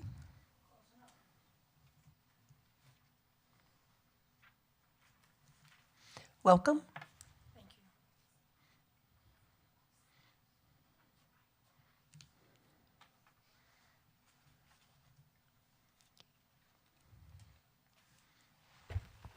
Hi, my name is Paula Ellefson Gardine. I'm the Executive Director of the Environmental Information Network, and we are also plaintiffs in the NEPA action that's currently pending in Washington, D.C. I have a packet of information for you with a cover letter. We've been involved in issues surrounding the Rocky Flats Nuclear Weapons Facility since 1986. That's like 38 years, long enough. Long enough to know more than we really want to know, and we can't forget. The troubling trend of inviting the public to recreate at a former nuclear weapons facility that was not cleaned up. They took buildings down and they imploded buildings. And you have a shallow groundwater table there where the water comes up into the stairwells of the old buildings and goes back down into the groundwater. So there's recharge and redistribution. There was one rain event during the year we had the big floods, I think it was 2015, and there was estimated 1.5 curies of plutonium redistributed from being pushed up and out and turning into surface water runoff. This is not a benign issue.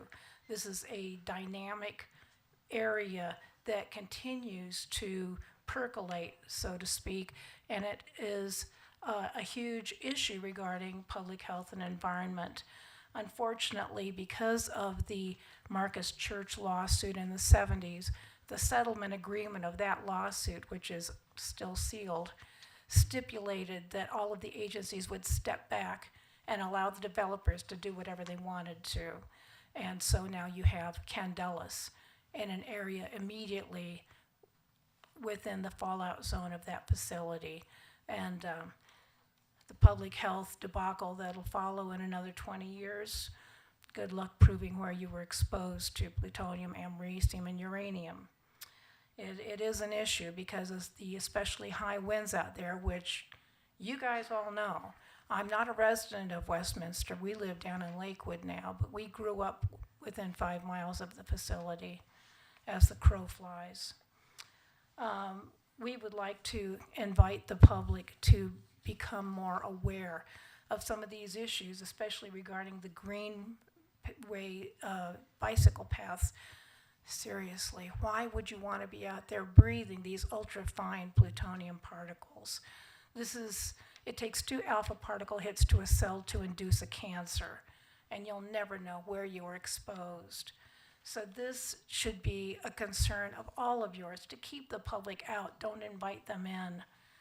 And I have some issues of concern regarding hot spots and skip zones out there. There is a highest plutonium concentration encountered was 10 million picocuries per gram of plutonium. There's a lack of characterization of the buffer zone, which is now called we call it the Nuclear Wildlife Refuge. But you have native grasses that pull it up where it's been buried. You have burrowing animals. You have voles and prairie dogs and whatnot that can go down 16 feet and bring that back up. So this percolating mobile Chernobyl should be a concern to everyone, because the short half-life of memory is shockingly short. And this isn't going anywhere except for with the high wind days, and then we're all getting it. The least they could have done during the biggest accidents in 69 and 57 would have been to warn people to close their windows and don't go out. But we didn't even get that kind of a warning. And I can tell you that my mother-in-law died of brain cancer after she was out working in her garden during the 57 fire, told the boys to go in. And when she came in, one side of her body was a brilliant red, and that's the side of her body that the cancer started on. So I would urge you to be aware of your surroundings. You have a right to know what's going on, and you have a right to know if you're being exposed to something that is hazardous or radioactive. And believe me, we've got plenty of radioactive and hazardous sites in Colorado. We were going to do a toxic tour guide, but kept getting taken off to deal with brush fires, so to speak, and other issues like that. If you look at I'm almost out of time. If you look at the aerial gamma surveys that are on one of these handouts, you can see where you have migration of americium going from the 903 pad towards Indiana Street. Ma'am, you have gone over your time.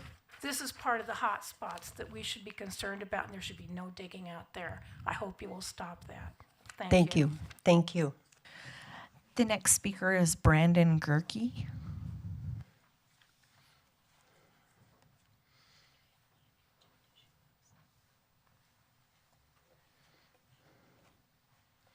Welcome. Hello, everyone. My name is Brandon Gerke, and I'm here to talk about Torrance McCall. Torrance McCall was a 16-year-old that was killed in Westminster.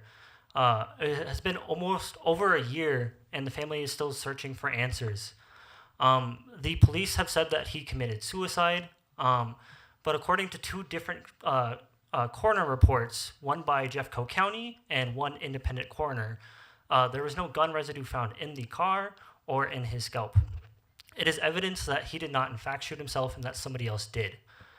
This is not evidence enough to say that the police did, but there is not a thorough enough investigation by the police. And it has still been over a year since the family has been searching for body cam footage and has been met with obstacles every step of the way, charging them with fines in order to obtain information. And up until now, we have just now received photos and the 911 call, but we still have not received body cam footage. What we're asking is that this city look at the way that it attends with the police matters in this city so that we can have more transparency. Almost a year ago, the Milwaukee city passed a policy where they required footage of fatal police shootings and other similar incidents or where people are shot or killed under police custody. be publicly released after 15 days and become one of the only few agencies in the nation to have such a policy. What I'm asking is that this city council look at how policing is done in their city so that it can be more accountable and so that we can have more transparency, so that families like the Armstrong family and like the McCall family do not have to go through this lengthy process to have some closure and to have some information for their family. And there will be some other speakers on this. With that, I'll yield my time. Thank you. Thank you. The next speaker is Alfredo Carbajal. I apologize.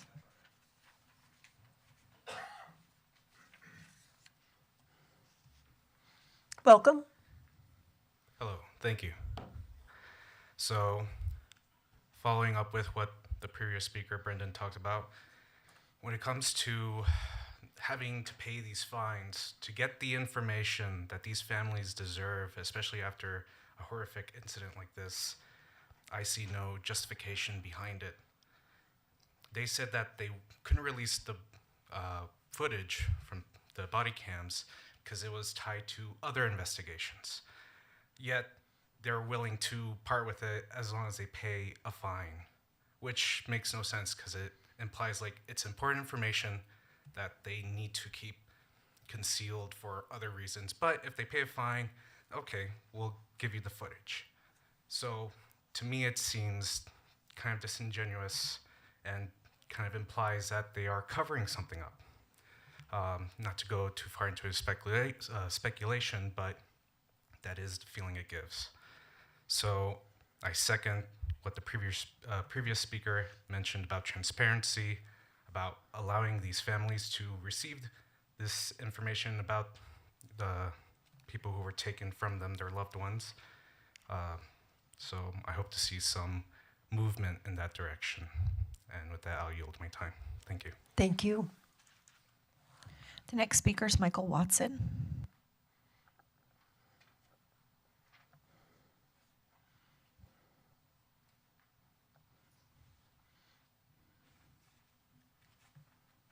Welcome. I'm not going to spend too much time speaking, but I personally just wanted to spend my time echoing what the previous speakers have brought up before. I feel like it's very disingenuous that the situation surrounding the McCall family and the Armstrong family has been going on so long as it has been. It is very absurd that the families behind these issues have to pay so much for incidents that they had nothing to do with, incidents that befell family members that they love, incidents that they had no control over. And I feel like if other states such as Milwaukee can take steps such as, moving forward the process of allowing families the body footage of situations that involve them, I feel like we should be taking more of a step too, just as a city as a whole. So with that being said, I kind of just want to yield my time and demand answers for Torrance McCall. So, yeah. Thank you. The next speaker is Heather Peters.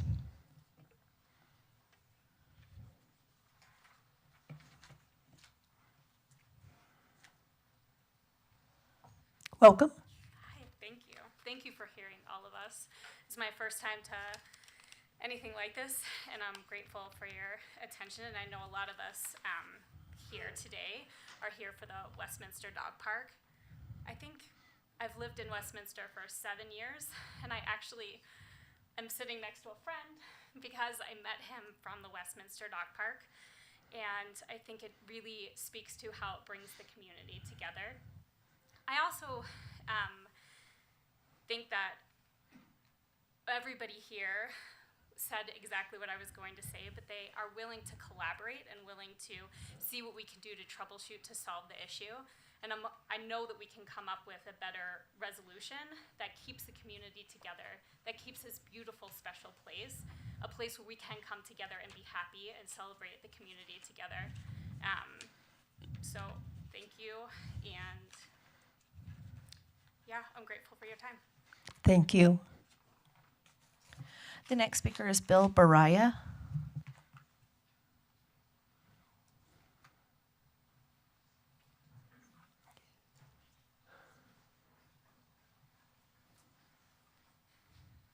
Welcome. Welcome.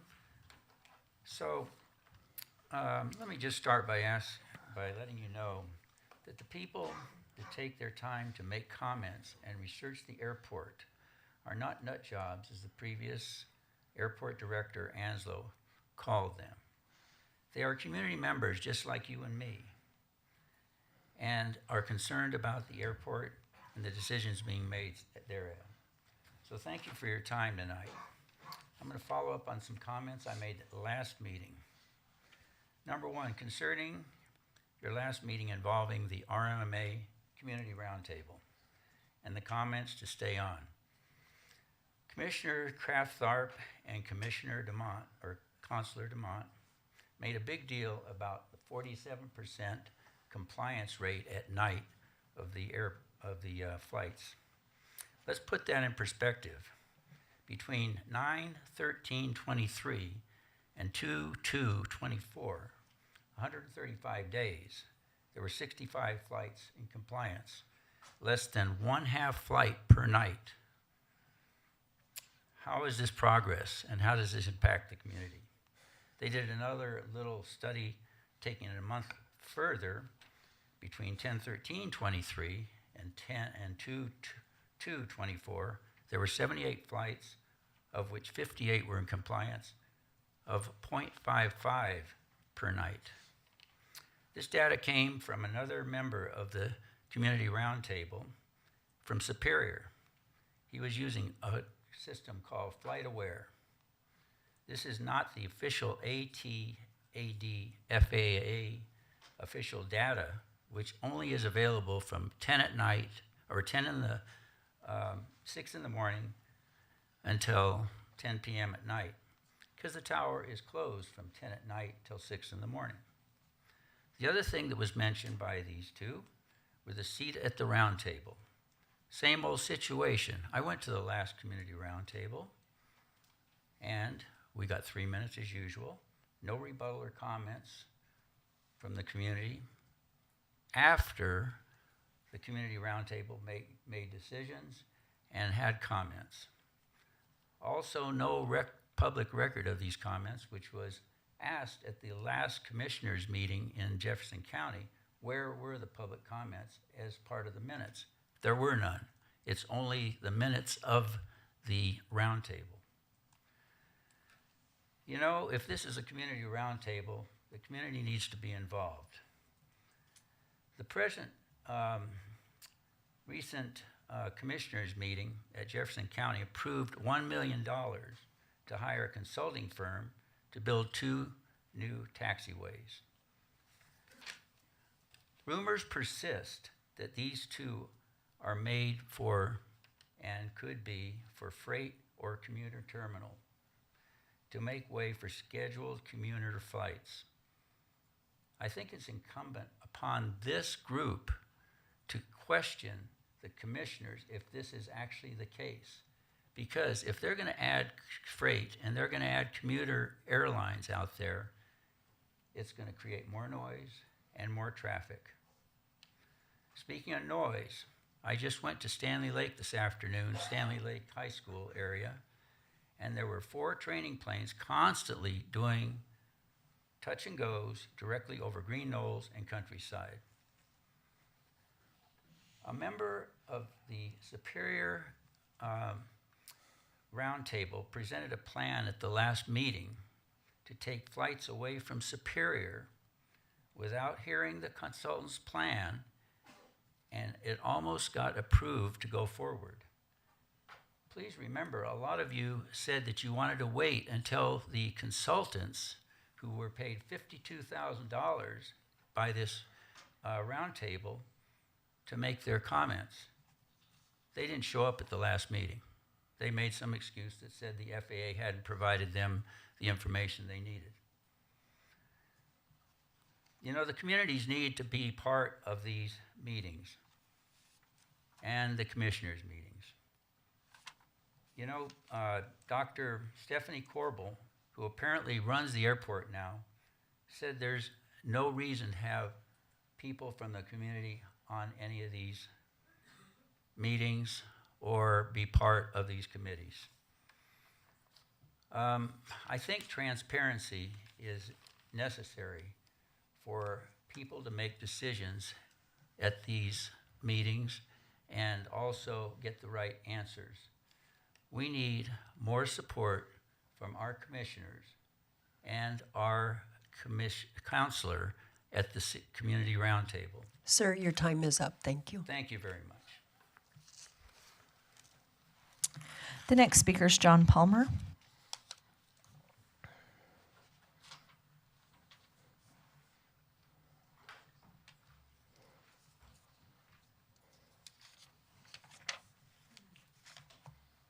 Welcome.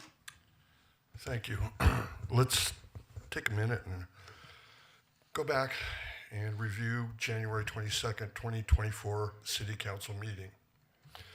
After the public comment section, the councilors are allowed to make comments. At that time, DeMott's comments at approximately 2 hours and 9 minutes, he was referencing to comments made earlier by Bruce Baker. During DeMott's comments, he stated, quote, unquote, some of his groupies in the back can share with him. I believe this comment was aimed at myself and others sitting in chambers. First of all, DeMott, I'm not your personal errand boy or messenger. If you have something to say to Bruce Baker, put on your big boy pants and do it yourself. You know how to get a hold of him. You know how to contact him. Secondly, calling residents sitting in chambers groupies is defamatory, derogatory, hurtful, and hateful. This is not inclusive. Those types of comments have no place in our chamber from any counselor. Being a city councilor, you should be held to a higher standard. Your comments make you no better than when you previous counselors censured Councilor Bruce Baker. In fact, I think that could possibly make you a hypocrite. Yeah. Next, I also believe he should be replaced as the council liaison on the inclusivity board for his actions and statements on that evening. Next, I would like this council to call for an immediate executive session tonight to address his comments and name calling and explore the options of censure and or accountability for his words. Also, this council should require that he, Mr. DeMott, attend sensitivity training classes as well as conflict resolution classes. With your comments and name calling, you brought this on yourself. And in your words, this was self-inflicted by yourself. So let's not make this about or blame anyone else. You have to own this. It was your comments. That's all I have to say on that subject, but I do hope you take what I've said strongly and do the appropriate thing here. Next, the dog park. I'd like to talk on that, but I don't have a dog, so I don't have a dog in the fight. But I do have lots of views and comments regarding that, but I'll reserve those for later. But again, the name calling on the 22nd by a seated counselor is unacceptable. None of you would like to be singled out for your race, your beliefs, your background, or your religion and made names made of, as is DeMott did to myself and other people sitting in chambers. Again, if you need to listen to it or need clarification, at the 2 hour and 9 minute mark is when his comments started. Thank you. Thank you. The next speaker is Terkeisha Armstrong.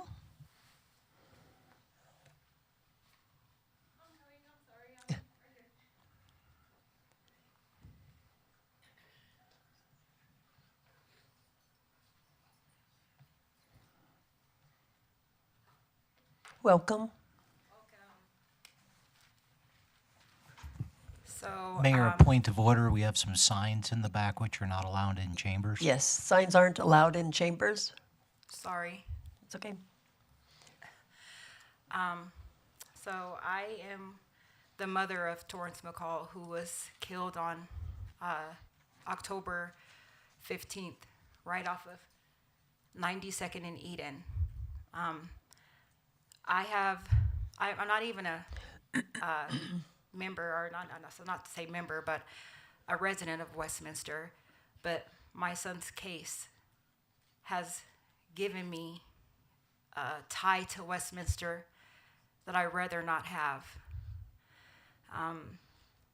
Like others have said, they have put a hefty price tag on me even receiving any information pertaining to my son. Like I said, the body cam footage, the fact that he was taken 30 minutes outside of Westminster to North Suburban Medical Center for care. I feel like Westminster Police Department negligently handled his investigation, and then to be a slap in the face for them to say it was suicide. My son was 16. He wouldn't take his life. It doesn't aid in the grievance process for my family, nor myself, nor my children, which would be Torrance's siblings, to continue to go through not having answers, and Westminster not being transparent with information pertaining to the incident that took my son's life. I'm still here grieving, or at least trying to grieve, not only for myself, but for my children and my family. Not knowing whether my son had his eyes is the biggest thing for me. I was robbed of a goodbye by him being taken out of the city of Westminster to Thornton. An autopsy performed on him without my knowledge. The records just not being available at a price that I can pay. I'm not here asking for a hand me out. I'm not here asking for rules to be changed or bended for my sake, but I just want to help the next family that may be, their loved one may be a victim in Westminster. I'm just asking that you guys look into that. Because as a mother that's grieving, it's very hard to grieve when you don't have answers. And when all you get is cover up, whatever it may be, it just doesn't help. And I would like for the people to be held accountable for their actions during this investigation. And this won't be the last time you see my face. That will conclude my time, and thank you guys for hearing my son's story. Thank you. Thank you. That was the last live speaker we had signed up. Are you ready for city manager comments, or do you need a break? Mayor, there are voicemails. Oh, I forgot, sorry. Yes. Hello, ladies and gentlemen of Westminster City Council. This is Charles Najar, and I wanted to call tonight regarding an issue on public safety and quality of life for everybody in the city of Westminster. And that is regarding our notoriously poor cell phone coverage. I think everybody realizes that there are major gaps in our cell phone coverage in our city, up north, up south, east. It really varies in place, but these are things that affect everything from the body cameras that our police officers wear, backups for people's home and business alarm systems, car crash technology. They affect people's ability to have 5G home internet over cable or fiber or whatever's offered today. They even affect pet trackers. If you lose your pet, a lot of these modern pet trackers require good cell phone coverage. So it's, this is something that's been done in cities big and small all across the country in all kinds of terrains. This is a question that I had submitted for the city hall or for the city town hall. I was not read aloud, but City Manager Freitag got back with me. I had made him and city staff aware of Fort Collins, which is very similar to Westminster in that we don't have a lot of tall buildings, and they, like we, have outgrown our cell phone coverage. So to make a long story short, they realized that they had some gaps in their code enforcement or in their cell phone tower. They didn't want, the big ugly monopoles like, for example, outside of the Wheat Ridge Town Hall right off Wadsworth. They wanted them more discreet. And it led to such an issue that even the police and sheriff's department couldn't get, reception for their body cameras, for their, computers in their vehicles. And they've started to address that. Fortunately, I found out that staff has streamlined the permitting process for cell towers here in Westminster, which is great, no matter what carrier you have. But really, I think everybody's aware that the mayor or the city manager can't just pick up the phone and call a carrier and say, we want a tower here in 90 days. It's, it takes planning, but we as a community should really put pressure on all of these wireless carriers. We could, like I said, bring 5G internet, home internet here, which is great for apartment and condo dwellers. Bring the price down, make the internet more accessible for more people. But, just one customer's voice or one complaint at a time is, not really going to move the needle. So hopefully we can figure out a way, and I don't know what that looks like, to speak loudly as a community to all the wireless carriers and say, hey, we deserve better. We're not a small mountain town. We're a city of 120,000 people and a metro area of over 3 million, and we deserve better service. So thank you for your time.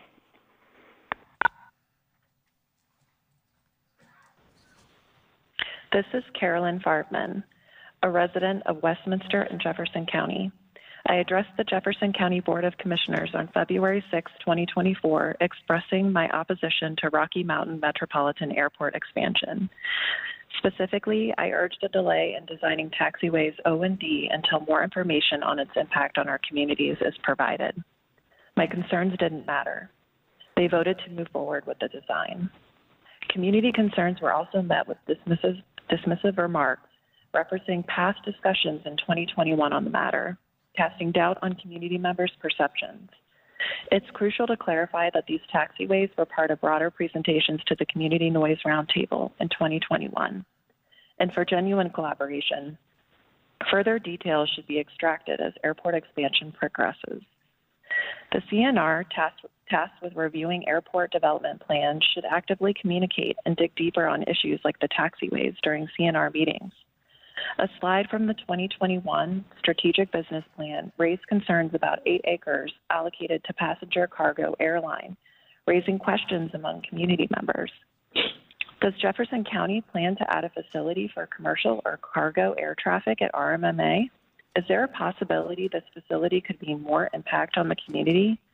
What are the possibilities of impact? These questions continue to remain unanswered. Airport expansion seems counterintuitive to alleviating the current noise issues, as more growth typically translates to increased community impact and noise. I fail to see how this would contribute positively to the already challenging situation our community faces. Its approval by the recent approval by the JEFCO commissioners on Tuesday to advance the design of taxiways constituting an expansion highlights their authority to reject such proposals. It is within their power to curb airport expansion and address the concerns of our community. Westminster City Council must strive for improvement. Advocate strongly on behalf of your constituents, the residents, who rely on your representation. Furthermore, uncertainty surrounds the completion date of the CNR consultant's results on VFR path. The CNR's ongoing ineffectiveness is evident, showcasing a lack of passion and commitment from our representatives to actively address and support our communities. I also have some alarming news that keeps me up at night. In 2023, RMMA recorded the sale of 626,841 gallons of leaded avgas, translating to an alarming emission of almost 3,000 pounds of lead emitted in the vicinity of nearby neighborhoods. This is more than double the yearly average amount of leaded avgas sales at Reed Hillview Airport in California over the course of 5 years. A peer-reviewed study by Dr. Sami Zaran, which showed children under the age of 5 having higher blood lead levels in the vicinity of the airport. CDPHE's inaction since the EPA's October 2023 endangerment findings leaves parents uninformed about testing for lead exposure, a crucial step. Despite my efforts to enroll my son in kindergarten away from piston engine aircraft using leaded avgas, he's on a lengthy wait list, putting him at risk of further lead exposure since it's likely he'll attend our neighborhood school, which flight schools frequently pass over on a daily basis. The CDPHE website claims lead poisoning is preventable, yet reality contradicts this statement. How can I shield my son from leaded avgas when aircraft traverse our neighborhoods, schools, and playgrounds above our heads? It's time to reshape the narrative. Jefferson County and the airport persist in treating the communities as mere obstacles, but we are neighbors deserving of respect and consideration. We won't accept being gaslit. We demand to be heard. Let's unite to ensure our voices resonate and bring about the change our community deserves. Council, will you stand with us or stay complicit as this public airport expands, violates agreements, and faces mismanagement? Can you accept the degradation of our neighborhood's use and enjoyment? Are you comfortable with the ongoing health risks, especially for our children, due to lead exposure? Can you bear the weight of such consequences? I'll tell you my answer. I refuse to accept this, not just for my family, but for any family, any person, or any neighborhood near the airport. Thank you.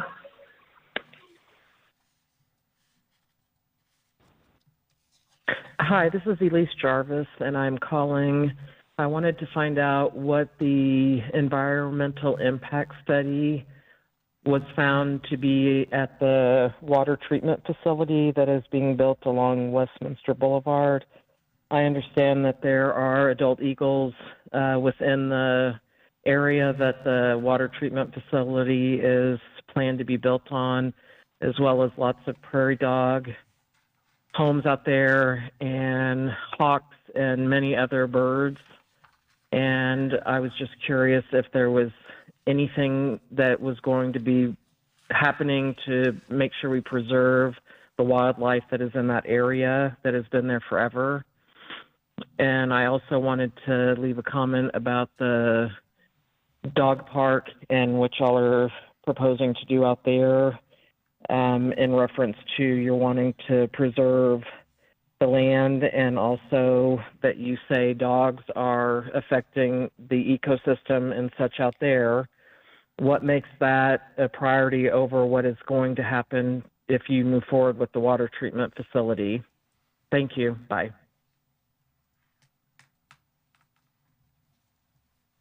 That's last voicemail. Thank you. I've been asked for a break, so let's take 10 minutes and we'll be back.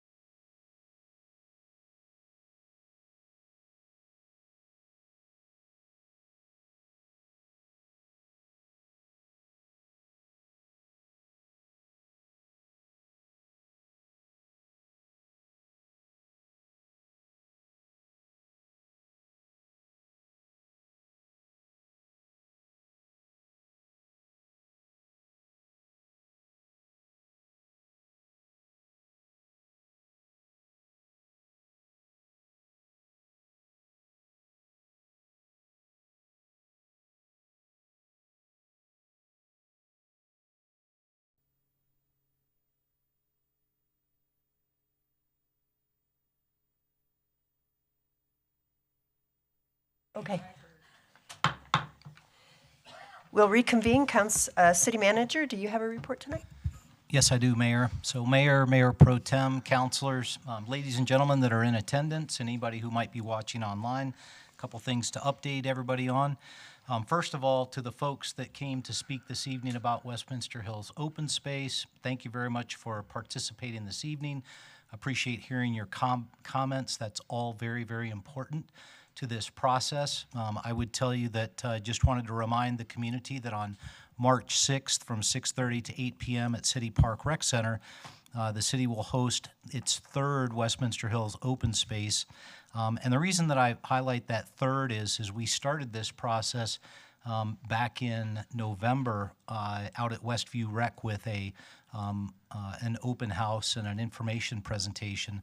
And frankly, there were 14 people there, and I was one of the attendees, and I looked around the room and said, wow, we really missed the mark here. And so went back to the team and regrouped and said, hey, we got to figure out how to message this better and get more people. So after the holidays, let's do that. And that's what happened at our January 27th Saturday meeting. And frankly, I was a little skeptical on a Saturday meeting, but people came out, over 200 folks in attendance. It was awesome. A lot of good feedback there. We continued with a survey online. We've got a web page posted for this. And so for all the folks that have continued to provide feedback, we want to say thank you, because the proposal that was submitted back in November, frankly, I looked at that and said, whoa, there's no way this is going to fly. And so we need to make sure we get, two sides to this conversation. And so we'll figure out what this looks like, but it does require the public to participate, and so far we've gotten a lot of great public feedback on both sides of the issue, and so that's good. We appreciate everybody who attended. If you want to participate in that, we encourage you to come out on March 6th. If you want to look at any of the information that's happened and the results that we've collected, there is that website at our city website, /WHOS. And so the question that the staff's wrestling right now is after we present options that we've received from the public feedback over the last several weeks, we want to present those at that meeting and then perhaps condense those or nug those down to some viable courses of action, and then take them back out to the public. And so the question is what does that forum look like? But I want to reiterate for the folks that are listening, and for those that might still be in attendance, still very, very early in the process.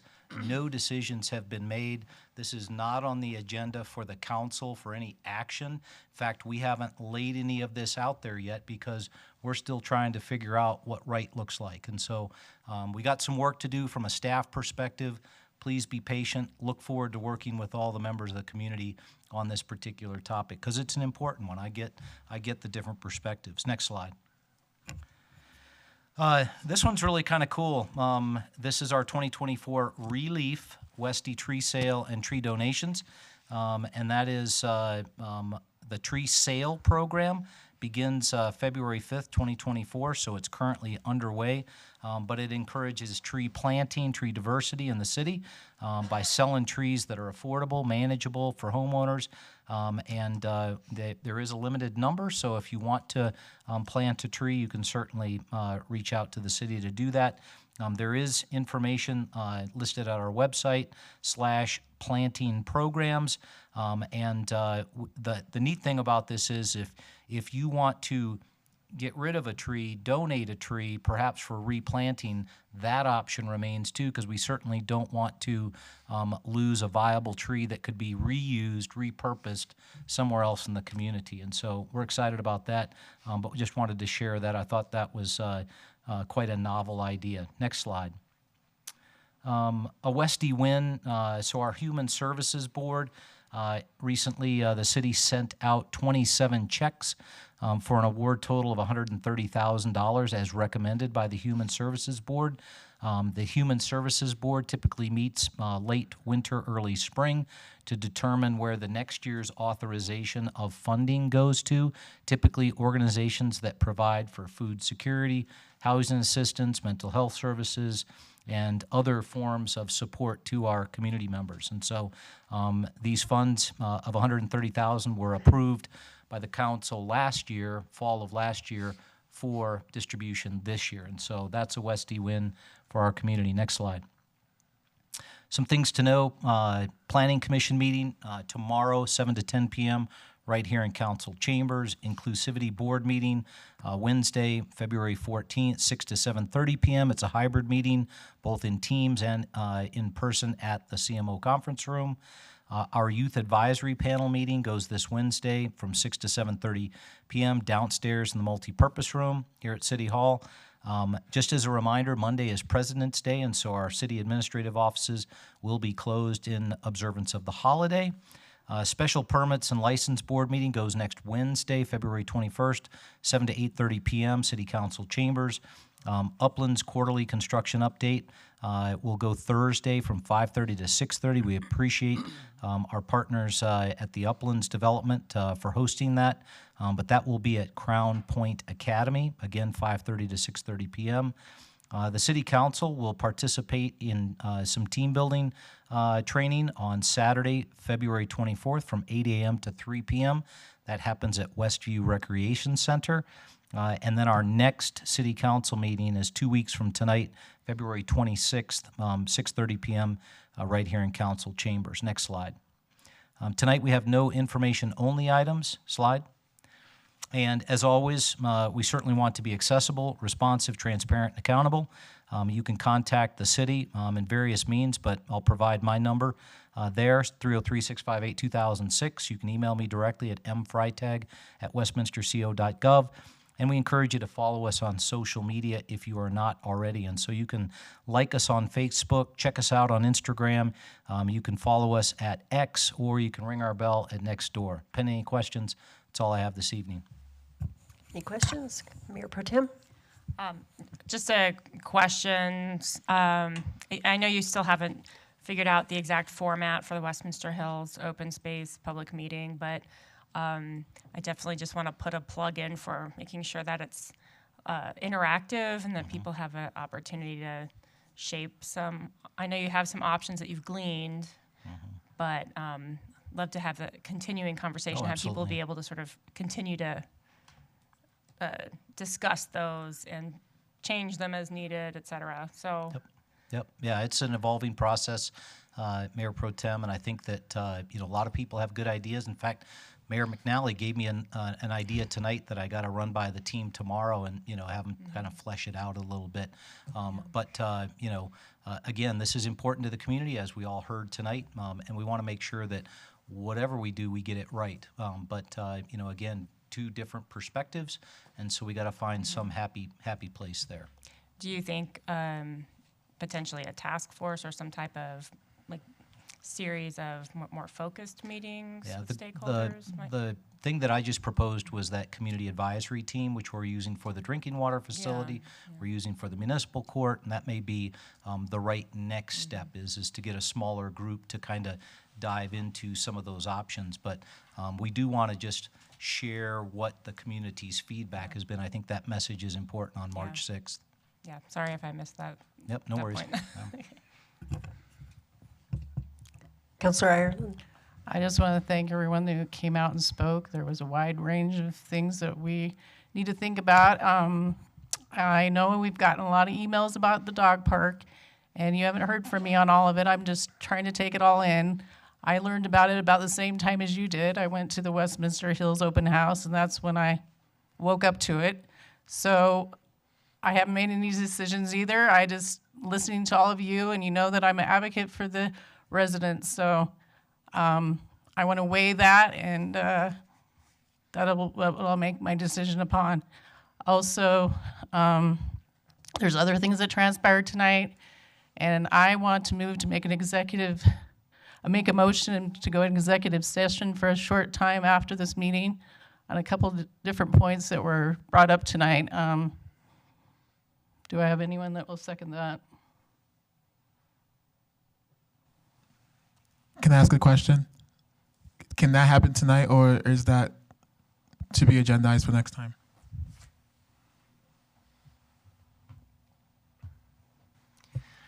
Since this isn't an issue that arose tonight and there is sort of some sort of emergency, it really does need to be agendized for a later meeting.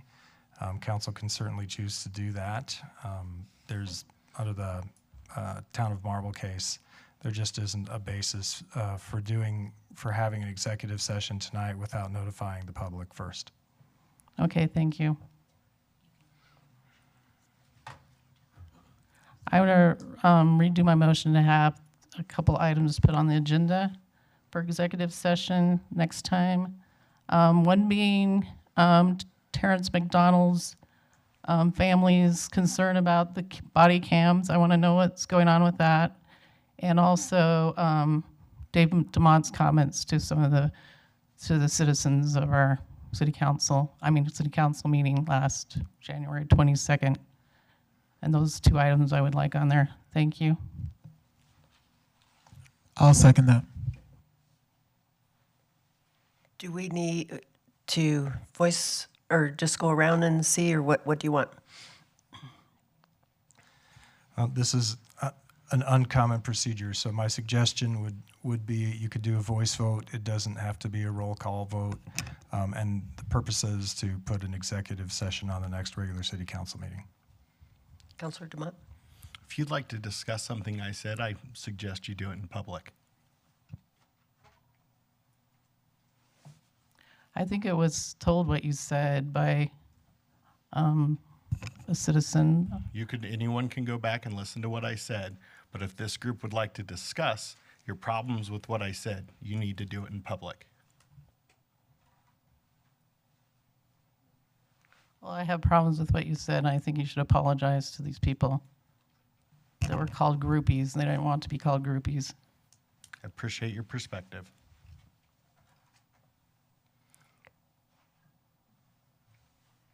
I would like to vote to go into executive session next time. Mayor Pro Tem? For the first item, I would agree to go into executive session. I don't know how I know they're separate items, so you'd have to agendize them separately. Yeah, they would need to be agendized separately because there's separate bases for each one. Let's go with the first one, with the one that deals with our police department. I'll just go down. Councilor Azadi, would you like to go into executive session for that? Yes. Councilor? Yes. Mayor Pro Tem, or Yes. Councilor DeMont? Mayor Pro Yes. Tem? Yes. Councilor Hutt? Yes. Councilor Ireland? Yes. And I'm a yes. Second item, it's been suggested we just talk about it or go into executive session. You're asking for executive session. Anybody else want executive session? I don't see one, so that one leaves. And let's go back to, we were on city manager's report. Did anybody, I saw Councilor Azadi, your light on under city manager's report. Did you have something you wanted to say? I was just gonna back up what Mayor Pro Tem said about task force, or I think what city manager had said, that you're already looking into that. I think that would be the right move for this issue because there's thousands of residents involved. Councilor DeMont? I know that the staff had done an open house or presentation it was at Westview probably 2 years ago-ish. And at that time, they kind of started talking about some of these issues from parking. Parking was probably the big one that they were talking about. And I know we've made some adjustments since then, but during that time, there were a lot of those different options just talked about. And I don't know where they are in the process.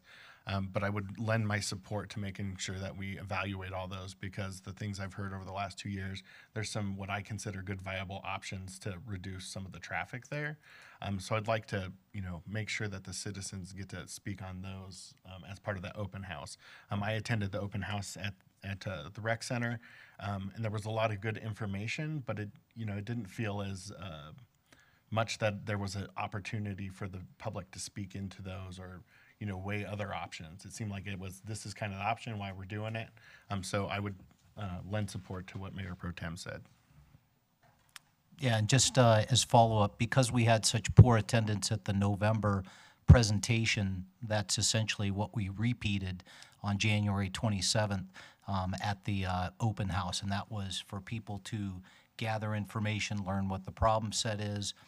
They also opened up the opportunity for them to voice their concerns, and that's why now we're taking all of these good inputs and ideas for options, putting them into something that might be viable or feasible, and we'll present that to the group, take their feedback, and then go back and work some details on, call it 2 to 3 that really got some traction. Councilor Ireland. So there was some good ideas. So those people are you going to ask to be on the task force, the ones that had some really good ideas? Because I think those are the kind of people we want on there. Absolutely, sure. We took names. Okay. Councilor or Mayor Pro Tem. I would just say on the task force, I would really prefer more of an application process where people who are interested can state from what perspective and experience they would represent, so that we have a representative mix of folks that are experiencing pain in many different ways. So. Okay, moving on, City Council comments. Mayor Pro Tem. All right. I just wanted to share a couple of things and then just respond to some of the public comment as well. So I last week attended the DRCOG, Denver Regional Council of Governments work session, and I wanted to point out just a couple of things that somewhat affect us. So they went over, DRCOG staff went over just plan amendments to the regional transportation plan as well as MetroVision. Some new projects. There was some changing out of projects within the regional transportation plan. Those don't necessarily impact our community as in any significant way. So I'll just focus on the amendments to the MetroVision plan. Just 2 items. One, they have 16 performance measures that are focused on mitigating climate impacts, and so one of those is just overall managing how many housing units and jobs are filled within probable burn areas, and so they did reduce that from approximately 3.7 to 2%. So overall, they're reducing just in response to the hazard areas within our region. They are reducing how many housing units and jobs that they want to see in those areas. And then the other thing which could impact just how we move forward with our transportation and mobility efforts, they are reducing their Vision Zero. They're moving towards a Vision Zero with traffic fatalities. So by 2040, instead of saying they want less than 100, they're actually moving that to 0. So that should be something that we're looking at as a community when I don't think we have a Vision Zero plan yet, but there's grants coming and you can utilize grants for that. So that's not something that we have to pay for out of pocket. So encouraging staff to look for grants to help us get there as well. This morning I was able to join the Westminster Chamber on their Facebook broadcast, so that was fun to be able to just share some updates with the community. And so I'm just going to respond a little bit to the public comment. I know that we're thankfully moving forward with an exec session on the loss of Torrance McCall, so I'm glad that we're able to just research that a little bit more. With Rocky Flats, I would appreciate maybe an update from staff regarding just where we are with the Indiana Bridge and as well as respond to the request to support air monitoring. I thought we were supportive of air monitoring efforts and encouraging that. We answered a council question 6 months ago. I don't remember the details of that memo, but we'll get that back out to the council just as follow-up. Okay. And goodness, if there is any issue with the dog park. Well, I shouldn't say it's a dog park. Westminster Hills open space, and having 1 million visitors to that, might be helpful to do some air monitoring there as well.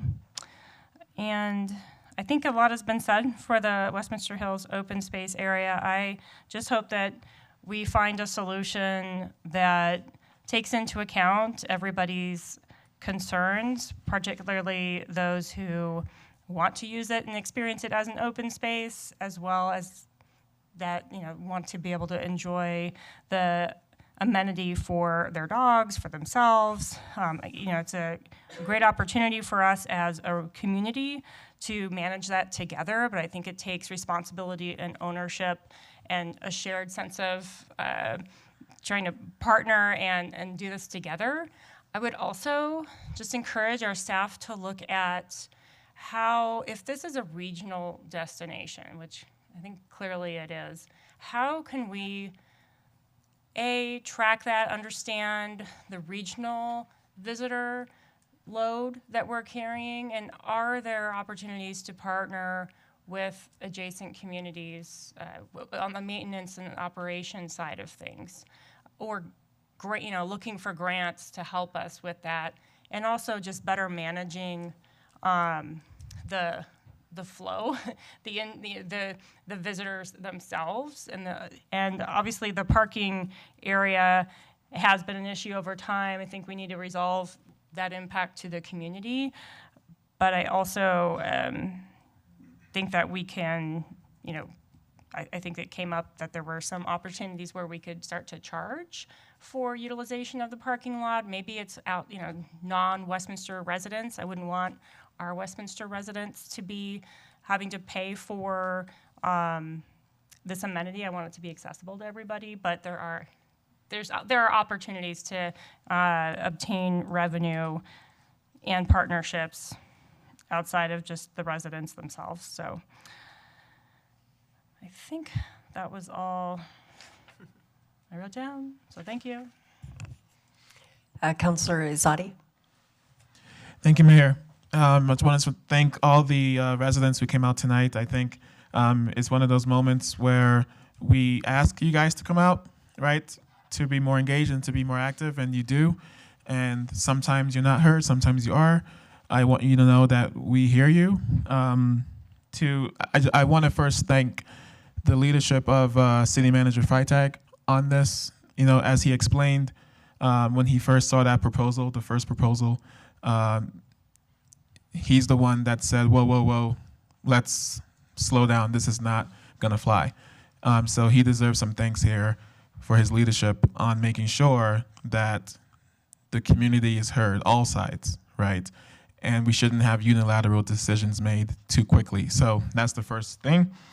In regards to the issue in general, everyone knows I'm a dog lover. I hope everyone is a dog lover deep in your heart. If you're not, I don't think we need to be punishing the dogs for the sins of their humans. So I'm very much interested in seeing the alternatives that we come up with to make sure that it is good and sustainable for the folks who live there, because we heard the issues, right? There are real issues there, and we do need some solutions there, but this is a regional destination. There's a lot of ways, and we heard so many great ideas tonight on parking passes, on off-leash tags, on better signage, right? Better maintenance. The good news is we have this opportunity. We talk about this all the time, where I say that we need to have better trust between the residents and government. And we need to focus on that. And everything we do up here either weakens it or strengthens it, right? This is one of those opportunities that we have to pull the community in, right?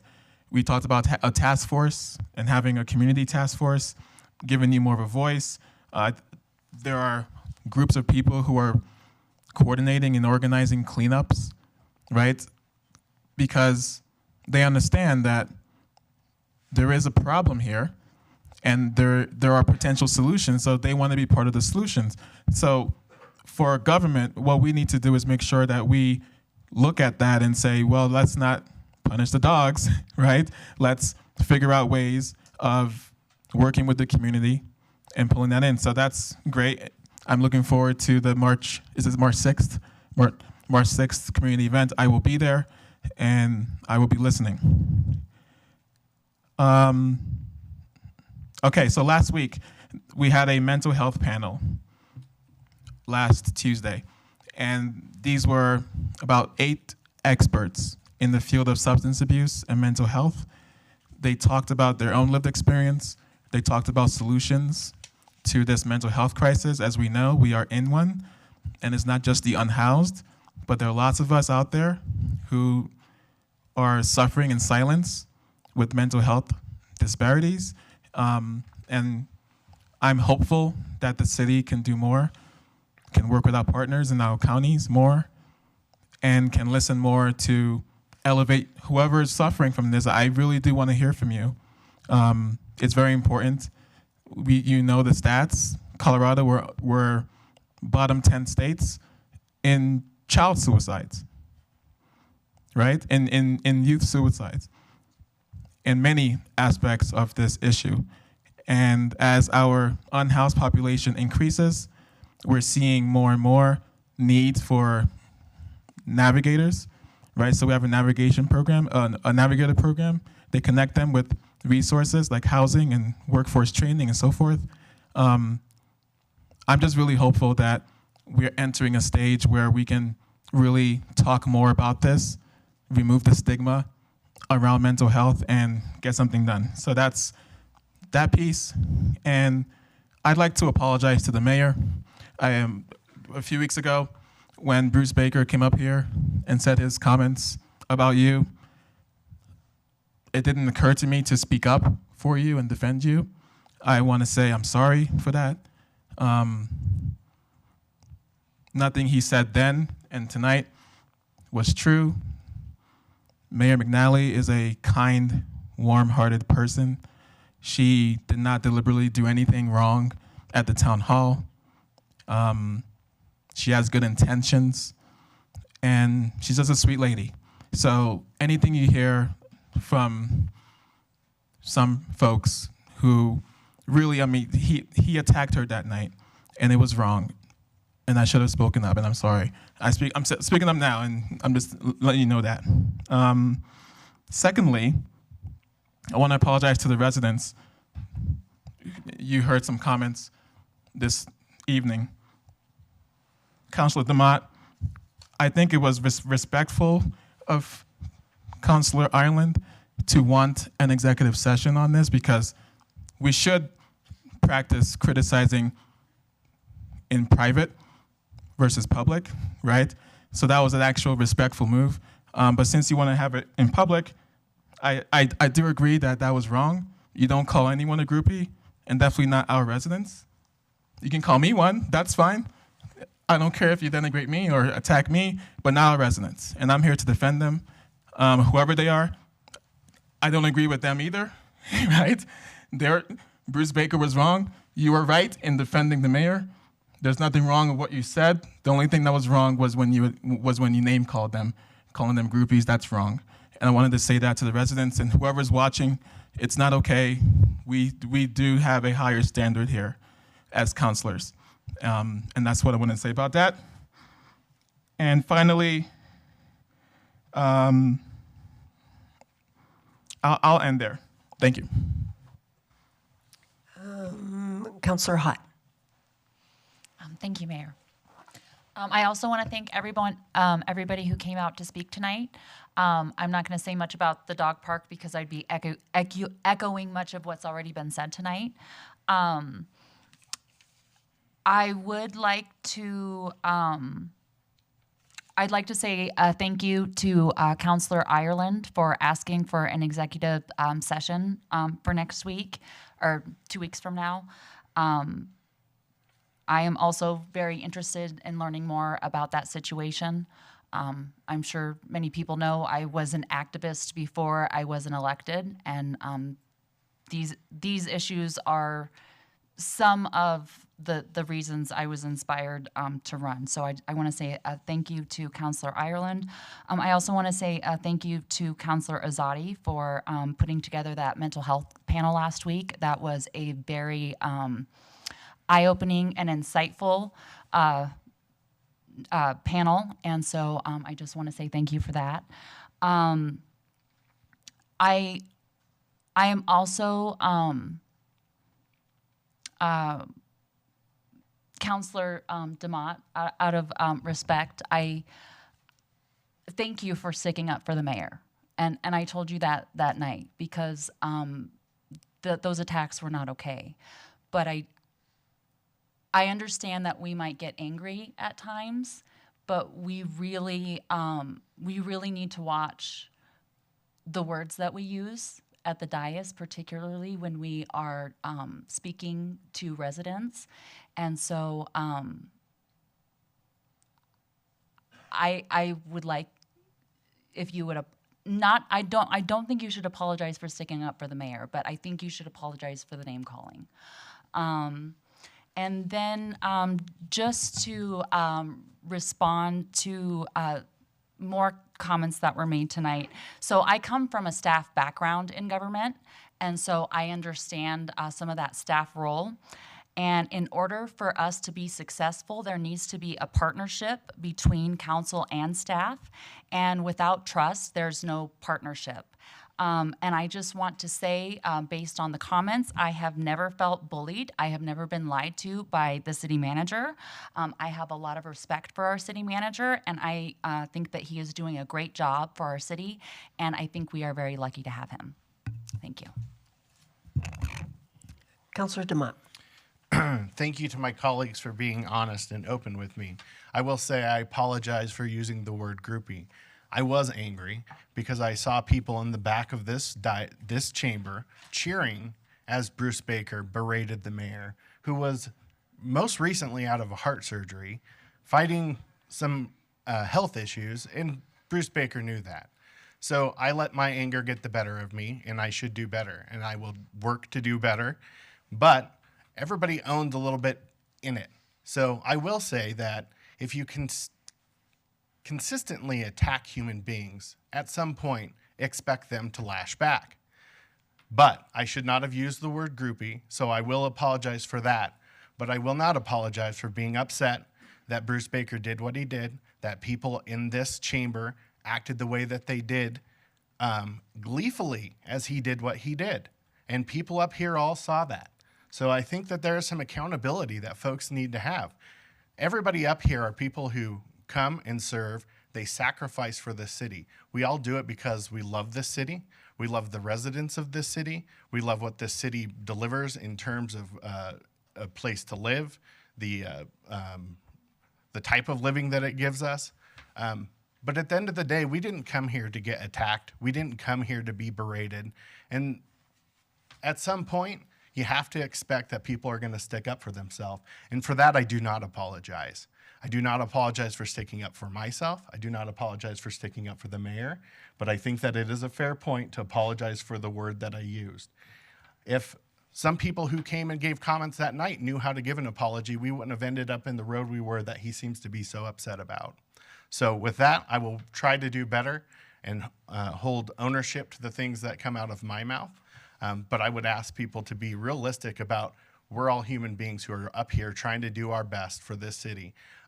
Mayor McNally specifically has given decades of service to the community, both for this city, school boards, Westminster Cares, trying to feed folks outside of political. If you know her like I do, you would be just as upset as I was that evening.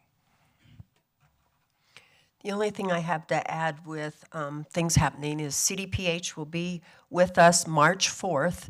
If you're interested in all of the airport piece, the lead issues, they will be at a study session. It will be open to anyone, but there always is no public input at those study sessions. So those people listening or do listen to this need to know. Email any one of us your question. We will try to get those together so that CDPH is ready to answer those and we can have a productive meeting. The dog park, the only other piece besides what everybody has said, and boy, what a rich time of all sorts of comments. I mean, I didn't know we we're going to have all of the issues tonight. We did. That tells me people feel welcome to come here and share with us. But we need to remember the people that live next to that dog park and are living with this, have lived with it, smell it, aren't over there because of it. And so we need to include those people. So with that, let's get this meeting going. Oh, I'm sorry. Go ahead. And I apologize. I lit That's it okay. earlier and That's okay. turned it off. I didn't see it. Sorry. I'll add a few comments here, and I'll be real brief. So I do want to thank everyone for coming out because it is your action that leads to change. So thank you for being here. I also want to acknowledge the gravity of some of the items that were up for discussion. There was so much that was said that was important, but it doesn't escape me that one of the families here was searching for transparency over the death of a family member. With that, I do want to ask, I know we'll have an executive session about that, but I do have a couple questions to follow up on, such as what are the fines to see footage? I don't know what those are. And then what is our policy around releasing information and how much of a time after an investigation does that happen? Just knowing a little bit more about what that process looks like. Yeah, I would direct you to the city clerk about Cora when someone asks for records. It's not a fine. They pay a fee for the time that it takes to gather, redact, et cetera, the materials. But either the city clerk or the city attorney can speak to that in more detail. And the second one, I don't have a good answer, but I'll have to follow up with you on that. Fair enough? Thank you. I think it would be good for us to know. Council, I can give you a little information. That information or the body cam footage would be under the Colorado Criminal Justice Records Act. So it's actually not a city clerk situation. It's the police department records. Typically, they release records if they can. There are a number of statutes that prevent them from releasing records. But one thing I will tell you is that there is never a situation where the police department won't release records because of an ongoing investigation, but will release it if you pay enough money. So that is not a thing, and there's absolutely no way our police department would do that. So I don't know what the fees are. They're not exorbitant, but it's quite possible that there is an ongoing investigation, and that all depends on what the circumstances around that incident were, and we can get more information from the PD itself and our police legal advisor, and I can contact her and get that information for council. Thank you. Thank you both for providing more clarity around that. And I know we'll delve in even deeper in a bit. So, and then I wanted to address, gosh, there was so much tonight.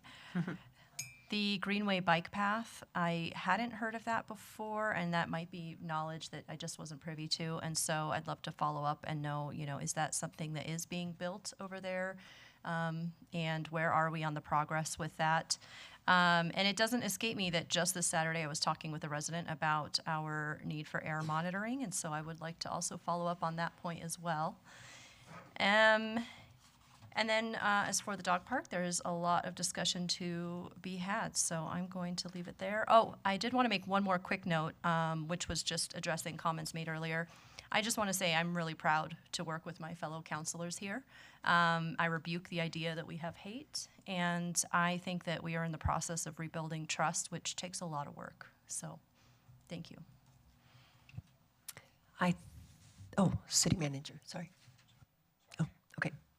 That brings us to item 8, and I have had a request to remove item 8C. So do we have a approval of items 8A and through 8B and D through H?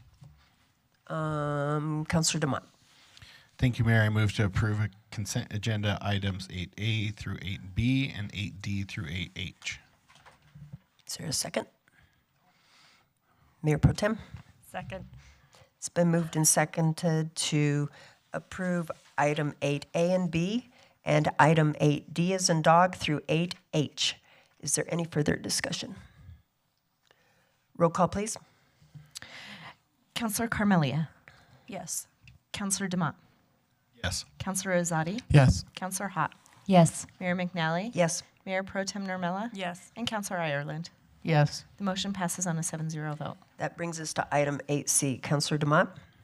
Thank you, Mayor. I move to adopt resolution number 3, reappointment of regular members and appointment of alternate members to regular members on boards and commissions. Mayor Pro Tem? Second. It's been moved and seconded to adopt Resolution 3. Is there any further discussion? Counselor Demott? So I had this removed because I hadn't seen it before where it was in a consent agenda. And so I know, knowing some of the things going on with the boards and commissions as far as how it's becoming an issue to have people's terms expiring, which was something that was added to ordinance, I believe, some time ago. I just think that it's important that the public understands this situation that we're in as far as that.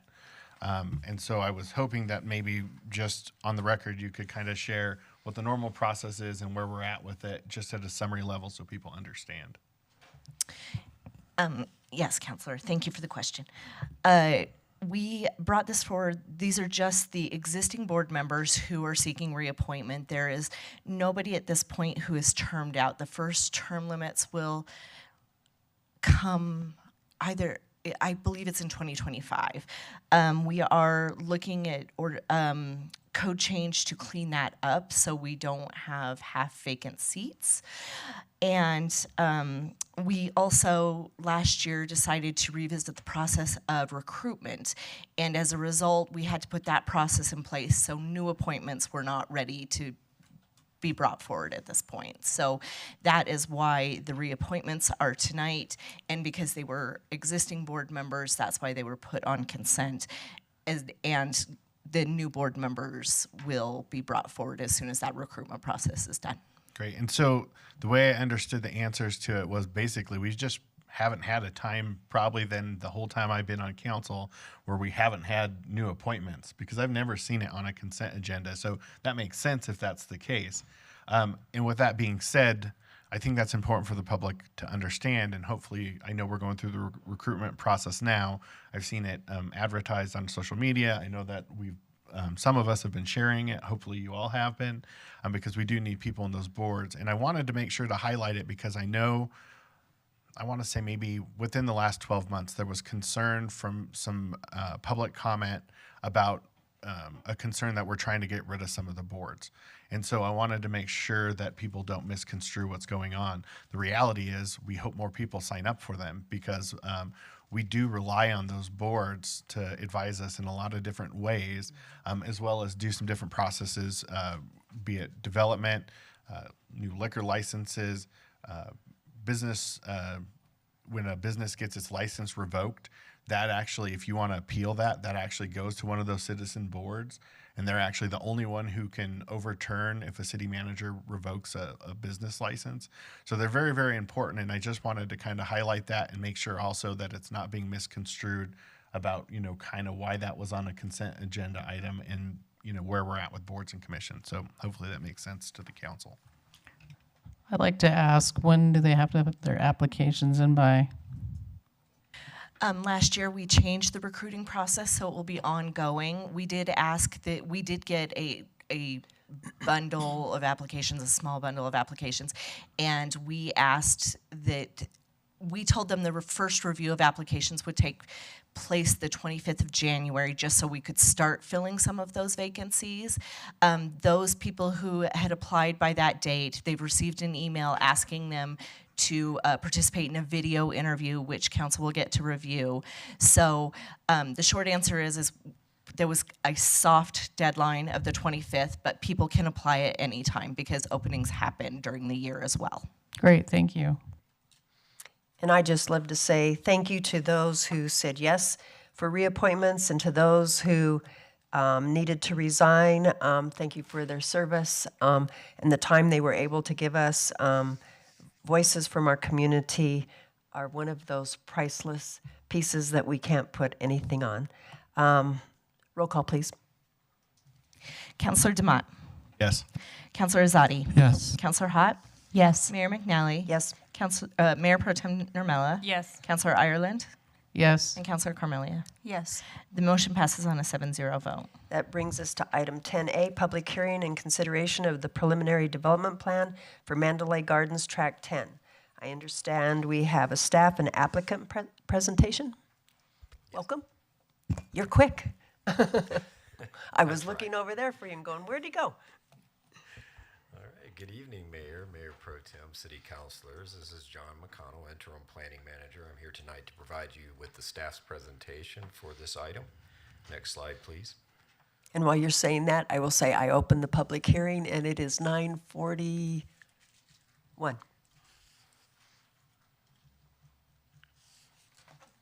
All right. So a staff agenda memo has been created, and tonight's public hearing has been properly noticed. The agenda memo, its associated attachments, tonight's PowerPoint presentation, the public notices published in the Westminster window, the mailed notices, and the posted notices are hereby entered into the public record at this time. The notices of the public hearing were mailed to 329 property owners, addresses, and 2 HOAs within 1,000 feet of the parcel under consideration tonight, and the city has also posted the hearing date and time on its website. Next slide, please. This map shows the location of Mandalay Gardens Tract 10. The parcel is outlined in red.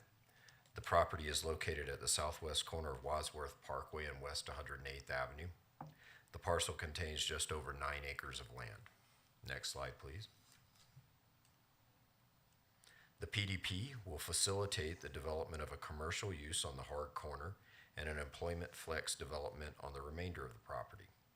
One vehicle access point is shown on West 108th Avenue, and 2 vehicle access points are shown on Dover Street. A detention pond is planned on the south edge of the property at the low point and will enhance the required landscape setback adjacent to the Lao Buddhist temple. Next slide, please. Section 11.514 of the Westminster Municipal Code contains 10 criteria that are to be considered when reviewing rezonings and PDPs. Staff finds that the PDP generally meets these criteria as outlined in the agenda memo in more detail. Several examples of these criteria are that the PDP is compatible and harmonious with existing public and private development in the surrounding areas.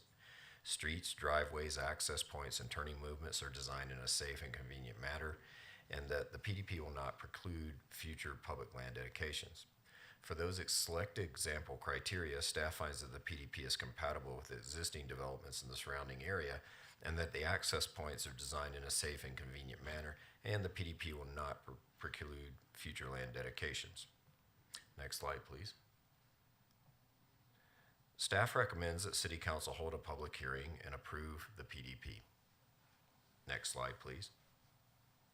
The Planning Commission reviewed this application on January 9th, 2024, and voted unanimously in favor of recommendation for approval by a vote of 6-0.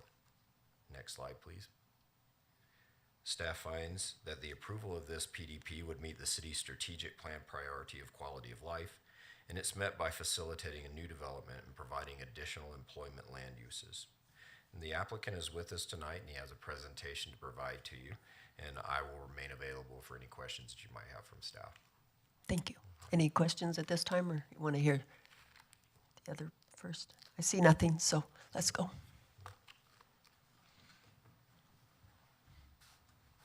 Welcome. Good evening, City Council. Thank you very much for your time, and I'll try to be brief. I'm going to do a quick introduction on Altus Properties. We're the developer of the parcel. And if you need to raise to...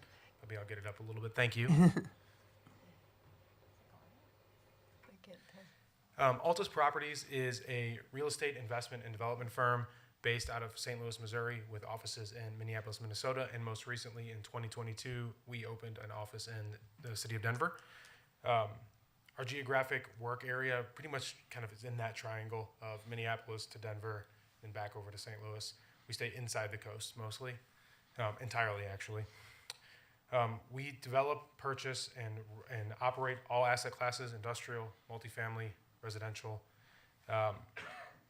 Everything that we own or purchase or develop, we operate ourselves. So we in-house all of our property management, all of our leasing activity. We operate in the communities we build in. And I don't have much else to say. Again, I want to be brief. We are really excited about this opportunity in Westminster. This site was brought to us by the landowner Quick Trip. In partnership with them, we are looking to develop the industrial building that you saw on the PDP report. And Quick Trip would look to, at a later time, develop the hard corner. If there's any questions for me about Altus Properties as a firm in general, I can field them. If not, I'll yield to Phil Larger, my partner over here, and he will give you a little bit more color on the actual development. Thank you. Welcome. Thank you so much, and thank you, City Council, for your time tonight. Could we do next slide? The project is located on the southeast corner of Wadsworth Parkway and 108th. As described, it's about 9.1 acres. Next slide, please. And we are here, to get the PDP approved, but our project and vision is West 108th, which is a light flex industrial building consistent with the employment flex area. We are proposing to develop the horizontal infrastructure on the 9.1 acres. But we would, Quick Trip at a later time would look to get the ODP and PDP put in place for the retail hard corner, and we would look to develop the flex industrial building, which would have to go first before the retail component per how we're going through the process. Next slide, please. This is the overall site plan that we are proposing. So as you can see, it's 9.1 acres. About 7.15 acres would be retained for the employment flex, which it's already currently zoned through the PDP as employment flex, and then 1.2 acres of future retail development, which would be submitted at a later time. And then about 3/4 of an acre would be dedicated to the City of Westminster. And the dedication would be for several purposes, but mainly the widening of Dover Street. So on the northern portion of this across 108th, there's Walnut Creek Business Park, and Dover Street on the north side is wider than the southern portion. So we would be widening and dedicating Dover Street to the midline of the street, along with the sidewalk. We would also be widening 108th by 1 lane to the south onto our property and dedicating that to the City of Westminster, along with a bike path and a sidewalk. And then we would also be looking to put an 8-foot sidewalk along Wadsworth Parkway. So we would be, proposing to do all that horizontal infrastructure work through this 9.1 acres. And then immediately while we're doing the horizontal infrastructure work, we would deliver the commercial pad and a pad-ready site, and then build the flex industrial. So this would be a speculative project. So we do not have a tenant specifically lined up for this, but we are anticipating about a 20,000 square feet of office, and then the remaining portion of the warehouse. We have outlined on Dover Street 2 ingress-egress points. The purpose of that is the first one will be vehicular traffic, and then the second one will be more for box trucks further down Dover Street, so that we bifurcate the 2 uses of traffic, which we feel is conducive to the site. We would also through Planning Commission, we heard citizens' concern about going on Old Wadsworth Parkway with the trucks, and so we have put in signs that we're proposing for all trucks turning left out of Dover Street and back onto Wadsworth Parkway, as well as putting no trucks and local traffic only coming down Dover Street. We'd be building about 190 parking stalls overall, and we feel that this project would be a great addition to the City of Westminster, and bring economic employment activity to the site. With that, I'll kind of yield and open it up for questions. Mayor Pro Tem? I just have one question, which was, why is there so much parking? So the amount of parking is to accommodate office on the within the office flex warehouse. So it's about 2.3 per thousand parking ratio, which is lighter than office, which would would usually require much higher parking counts, and it is consistent with city code, and pretty much in alignment with 20% or 20,000 square feet of office and the balance warehouse use. Is our code, I thought we redid our parking standards where we wouldn't require this much parking. I mean, three per 1,000 for office, so that's time. I'll be happy to look into that and return an answer to you before the hearing's over. Okay, it's just a lot of parking. We shouldn't complain about parking, but I just want to know, do you think this is viable in our economy? Because commercial real estate is really taking a dive right now. So I just want you to imagine what you're going to put in there. Yeah, no, we believe it's viable, and we wouldn't be looking to proceed without the viability. You know, the vacancy rates in Westminster within the flex office is about 2% within the city of Westminster itself. This also leads to smaller format users, so you can demise to about 16,000 square foot tenants. So this would be built for up to 4 tenants. So we think it fits, you know, local companies within the city, and we're demising, or really trying to encompass the maximum flexibility in the future. But we've done extensive site plan, research on this area, and we do believe in the viability. Okay, thank you. Anyone else?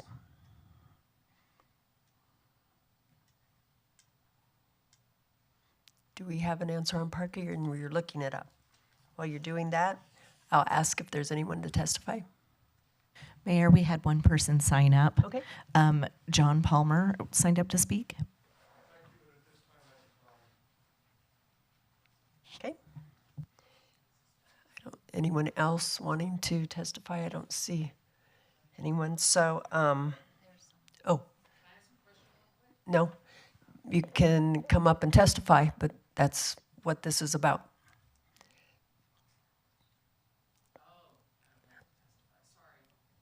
All right. So I'll close, or I will move on to city council questions. Anything else? Just one other question. So all the sidewalk, all the streets going to be taken care of by the developer? That is correct. The developer bears a responsibility for the cost and the installation of all required public infrastructure, including the right-of-way dedication, the half-street improvements, including the sidewalk, everything that you see on their conceptual plan. And I should note that the references to the actual plan, this would be accommodated in the ODP, or the official development plan. And those aren't specific standards that are listed in the PDP that you're approving tonight. But the ODP can be approved administratively, and staff would ensure that they meet all of the development requirements that are applicable. Great, thank you. And we're going to get you the parking ratio here in just a moment. Any other questions? Okay, Councilor Carmelia.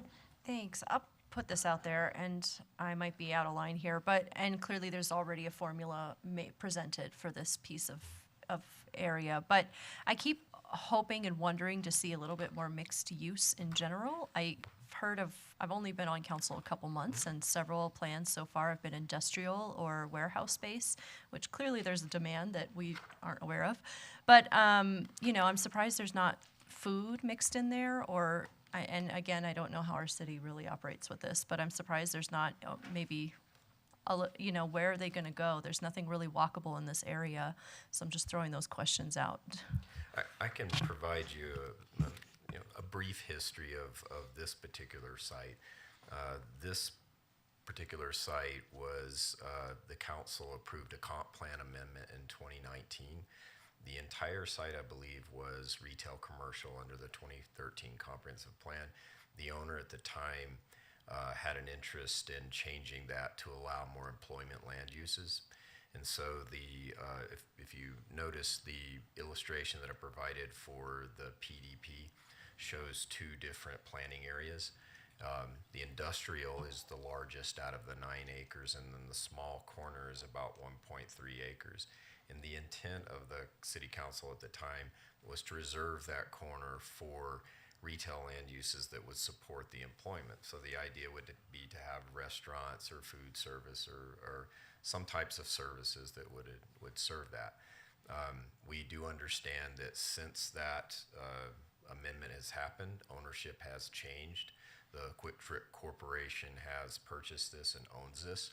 They haven't approached us specifically about putting a gas station there. There are indications on some of the preliminary drawings that we've seen that may be the intention. The current land use designation of commercial allows auto-oriented uses as secondary uses. And the current comp plan, the 2040 comp plan, limits secondary uses to no more than 25% of that site. So it may be very difficult, if not impossible, to put a gas station on there. So we're not sure what Quick Trip will approach the city with, but that's probably a forthcoming conversation once this part of the development gets off the ground. I'm sorry for the lengthy answer, but I thought it might be good to provide a little bit of background that happened before some council members were here with us. No, that was very helpful, thank you, and it was good to hear I'm not completely out of line, so thank you. No. And if I may, you mentioned the desire for mixed use, and it's a different conversation, but we do have areas in the city that are designated for mixed use, and they're generally around transit, so like the promenade, the downtown, the station area, but Share what's across the street from this building, because it's some of our best kept secrets. I love going on when economic development goes just door to door, knocking and seeing what people do. I have gone into one of the businesses across the street, and it has taken over a whole building. But when we started, they had a little small building, and people that had ideas would come in and work with the engineers and whatnot to share with them how to make it better. And something I watched the day I was in there was on the market in our Target store 6 months later. So it's just, that whole area is a jewel, many jewels. I mean, we have one place that grows the cow cells so that your back can have spine surgery, and you'll find everything over there. It's great.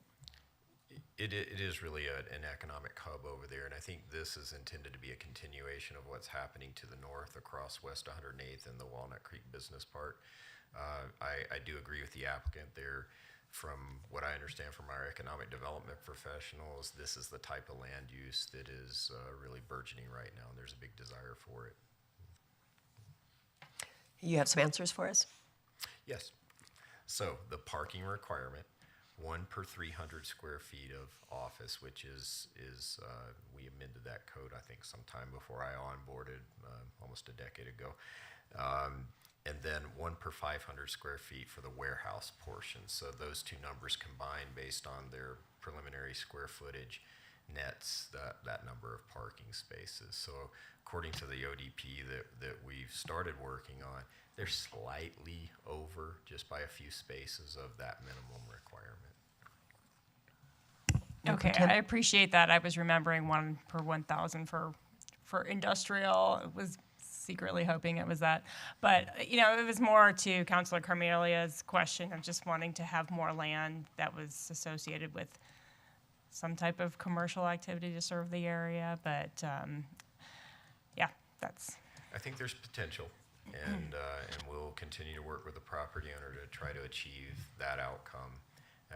You are very correct. There's a lot of employment there, but in our jurisdiction, there's not a lot of retail restaurant services to serve those. So I know my husband works up in that area, and he's always complaining about it.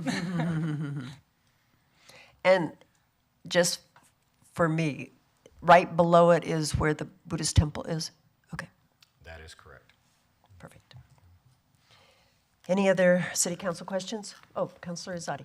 Yeah, just to follow up on what you said, I think that's the one we went on. So we went with economic development, door knocking to businesses, and there was that one. I've been trying to think of the name of that company, but they were a company that if you were a burgeoning entrepreneur and you had an idea, they created the prototypes for you. to carry that forward. I've been trying for years actually to remember that. But I did have one question on the flex use. So right now there's a big boom in co-working spaces, right? So it's been like the last 6 months where a lot of folks are they're sick of working from home. They want to go to a space that's friendly, usually near a coffee shop of some kind. But co-working spaces, there's been this big boom in the last 6 months. Is this going to allow that use? So it can allow the use. The PDP is very high level in general when it comes to land use allowances. In particular, this PDP basically transfers the allowed uses from the comp plan directly in, and the ODP will refine those uses and with a little more detail as to specific land uses that should be compatible with the surrounding area. So yes, there's potential. It might be a question for the applicant. It sounds like they don't have a tenant yet, but they may be able to elaborate on what they're contemplating. Do they want to elaborate? Yes, absolutely. We would, have conversations if, co-working tenant were to approach us on a portion of the building. The uses are really geared towards high-tech manufacturing, food and beverage kind of companies, more traditional manufacturers, and then, and those are really the main uses within this corridor from our surveys that we believe will continue to have demand. Okay, thanks. Thank you. Seeing nothing else, I will, unless you have something else? Okay, I will close the public hearing, and do we have a motion? Mayor Pro Tem? I move to approve the preliminary development plan for Mandalay Gardens Track 10. This recommendation is based on the finding that the preliminary development plan generally complies with the criteria in section 11.514 of the Westminster Municipal Code. Is there a second? Councilor Carmelia? I second. It's been moved and seconded to approve item A1. Is there any further discussion? Roll call, please. Counselor Azadi. Yes. Counselor Hott. Yes. Mayor McNally. Yes. Mayor Pro Tem Nurmela. Yes. Counselor Ireland. Yes. Counselor Carmelia. Yes. And Counselor Demott. Yes. The motion passes on a 7-0 vote. Thank you for coming tonight, and sorry for having to wait for a while, but thanks for hanging with us. That brings us to item B, first reading of Councilor's Bill number 6. Is there a motion? Mayor Pro Tem? Move to pass the Councilor Bill number 6 on first reading, authorizing the appropriation of funds from the Jefferson County Emergency Communications Authority as a reimbursement toward the P25 radio system replacement project that will cover 50% of the cost of the radio consoles. Is there a second? I second. Thank you. It's been moved and seconded to pass Councilor's Bill number 6. I see no questions. Roll call, please. Counselor Hott. Yes. Mayor McNally. Yes. Mayor Pro Tem Nurmela. Yes. Counselor Ireland. Yes. Counselor Carmelia. Yes. Counselor Demott. Yes. And Counselor Azadi. Yes. The motion passes on a 7-0 vote. That brings us to item B2. Mayor Pro Tem? I move to approve the proposed amendment to the purchase agreement with Motorola Solutions, Inc., based on the recommendation of the city manager and a finding that the public interest would be best served thereby to increase the contract amount from $4,449,267 to $4,900,261, and to reallocate $100,000 of existing funding as contingency for the project, for a total authorized expenditure not to exceed $5,261 for the purpose of adding the services and equipment set forth in the proposed amendment. Councilor Carmelia? Second? Second. It's been moved and seconded to approve item B2. Is there any further discussion? Roll call, please. Mayor McNally. Yes. Mayor Pro Tem Nurmela. Yes. Councillor Ireland. Yes. Councillor Carmelia. Yes. Councillor Demott. Councillor Azadi. Yes. And Councillor Hott. Yes. Motion passes on a 7-0 vote. It is 10:05, and we have one post-meeting presentation on planning development review process, so this meeting is adjourned.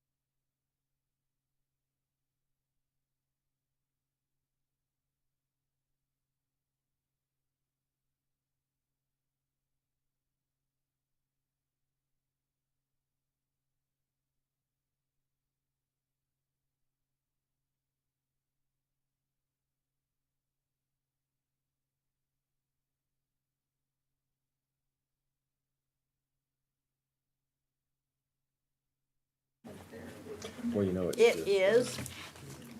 We have. 10:14. It's 10:14. We're back into post meeting, and before we start anything, I didn't have time at our pre-meeting. I just want to clarify one thing. A week ago, when we were doing this, and talking about legislation, I know there's a phone call once a week done with our legislative team, and question came up that between Mayor Pro Tem and myself, either both and/or if one of us can at least be on it, to hear the thinking and whatnot and be able to keep everybody posted a little bit better on what's going on, what's coming, so that, because we're going to be in a situation, we have to give answers, and you're not going to, if you don't do your digging now, you're not going to have, you're going to feel pressured, because things happen quickly, and they're going to need an answer, or, like with my situation, we remain silent, and we have been big players in the last few years down at the state capitol, and it's important to have our voice heard. So I'm just asking, I know that Mayor Pro Tem said yes, you had said yes, I had said yes. I need one more person to say it's okay for us to be on that phone call. Mayor, I have to interject if I could. That's a staff phone call, and the council doesn't insert itself into staff business. You all already have Amy Atwood's phone number, and you can call Amy anytime, have a conversation with her. But that's staff business, okay? That's a staff phone call, okay? And so I would oppose that. I had thought somebody said we could be on it. What did we do in the past? Was there an email on this? There that I was an missed? email. I thought there was an email from someone suggesting that we do this. I don't Yeah, can't remember. see it. Right, I responded to it and said, this is staff business. Let staff do staff things. Okay, then forget it. Yeah, Mayor Councilor Dumont. Council makes policy. Council helped pick Amy Atwood to help us understand policy. There are sometimes things that come up down at the Capitol that we require her input and staff input on so that we can properly represent the community. There are things that come up that potentially the staff wouldn't be interested in, but the council would be, because it is our place to make sure that we're representing the community, which is part of why we're the ones who have legislative dinners with our legislative group, with our lobbyists. So if staff doesn't want to participate with us, I still think that we should be participating with Amy Atwood. And you can, you have her phone number. She said she's available Monday through Friday, the weekends. Give her a call, talk to her about the issues. She is absolutely open and available. And so, again, if the mayor or mayor pro tem want to call and get updates from Amy Atwood, they certainly can.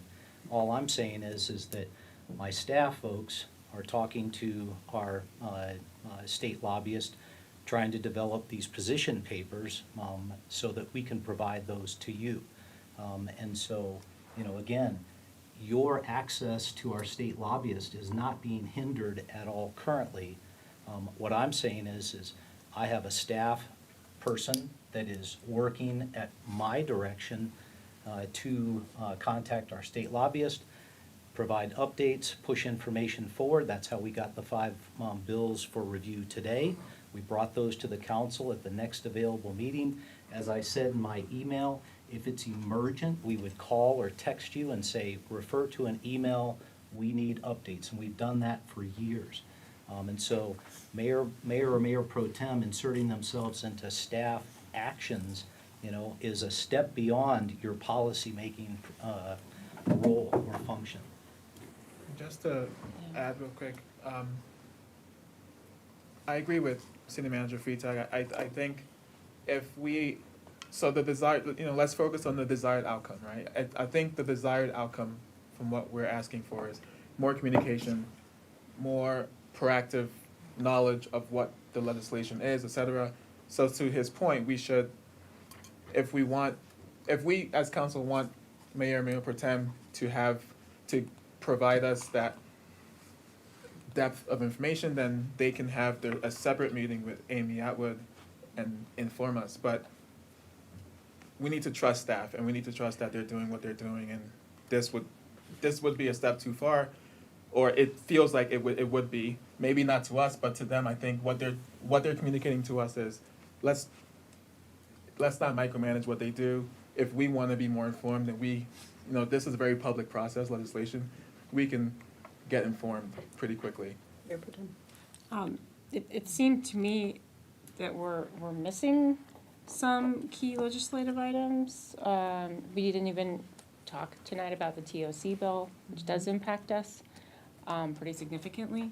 And so, I don't know what you're looking at in terms of the full list of legislation and how those impact us.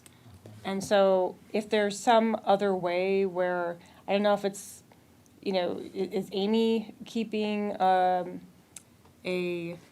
laundry list of things that are impactful, or are we relying on staff to identify these things? Because the 5 that came tonight, like I mentioned, there were others that are relevant to the work we're doing for the community, what we've heard, and that do significantly impact our business and the cost of our services. So, Council, or Mayor Pro Tem, have you been on our legislative page? I sent the council either last week or the week before the list of all of the bills that we are monitoring. As we shared with Councilor DeMott, we don't have a position on there because we haven't brought all of those to the council. But as we bring those, the information's there. The ones that we're working, we're monitoring, we're watching, we're gathering information. And so that's available to you. And I shared that link with you. And so if you haven't been on that website, I encourage you to go to that so that you can see what we're talking about and what we're looking at. And as I sent you the email earlier today when you said, what about these? We don't have enough information on those to provide a position. We're certainly monitoring those, we're watching those, but it's too early to give you a recommendation. for the TOC bill, there's already been several drafts out. So we should have some clue. Well, I guess the question is what are you going to take action on if it's still being drafted in that regard? Again, we're paying Ms. Atwood a significant sum of money to monitor that and to work with staff to bring that to the council in a position paper. And so, again, if you have questions, call Amy, because she's the council's selected state lobbyist. If you want to know what the status is of what we're working on, go to the city's legislative website. It's listed there for you and for all members of the public. So I guess what I don't understand is that there's not enough information, because there's plenty of information, and if you can't find the information, then you can certainly ask Amy directly. She gave you her cell phone number so that you can reach out to her and call her. Mayor Pro Tem, Councilor DeMott. To me, it's a matter of if you had some folks that were given the designation from council to go and make sure that council as a body is being well represented on those calls, and legislation that we think is important to this community, I think is what I was looking for.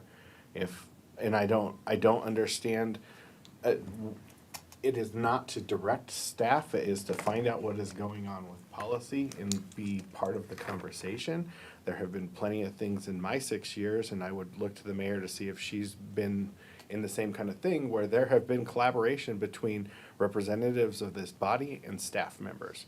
That is not giving direction to staff, that is working alongside them, making sure that we're having the information that we need in order to do our jobs, and hearing, what's going on at the staff level. I agree 100%. We are not to be giving staff direction, but we certainly do collaborate. Councilor Camelia. I'm wondering if, since Amy is our go-to person, if maybe we can provide some more descriptive, specific asks to what we ask of her, because tonight's presentation, respectfully from Amy Atwood, was neither thorough nor descriptive, nor provided both sides of the bills. We had to dig for those, nor provided the staff's response as to why they made their recommendation. And so fortunately for me, you know, I do spend a lot of time looking up bills, but we're all very busy. And so if we can, at least we can go to that page, we'll look them up. But maybe we create a more specific, detailed 3 bullets as to what this bill does, how it affects our city and why the staff is making the recommendation that they are making. Then we can try to get what we need from her presentations. Okay. I didn't mean to hang anything up, so we Oh. can. I just wanted to say that I hear what you're asking. I'm thinking that maybe this isn't the correct avenue, is what I'm hearing. So maybe there's another avenue. Maybe there is a meeting that you have with Amy after these meetings occur. I'm open to what you're looking for, but it sounds like this isn't the correct avenue. I feel bad for her because she's got then staff, then she's got council, and we aren't hearing, staff isn't gonna be hearing what we're saying. I'm used to everybody being at the table and being able to discuss stuff, as you're saying, so we can truly understand, why do you see it this way? We see it differently because we're out in the public. We're dealing with, we don't sit in this place and do our job every day.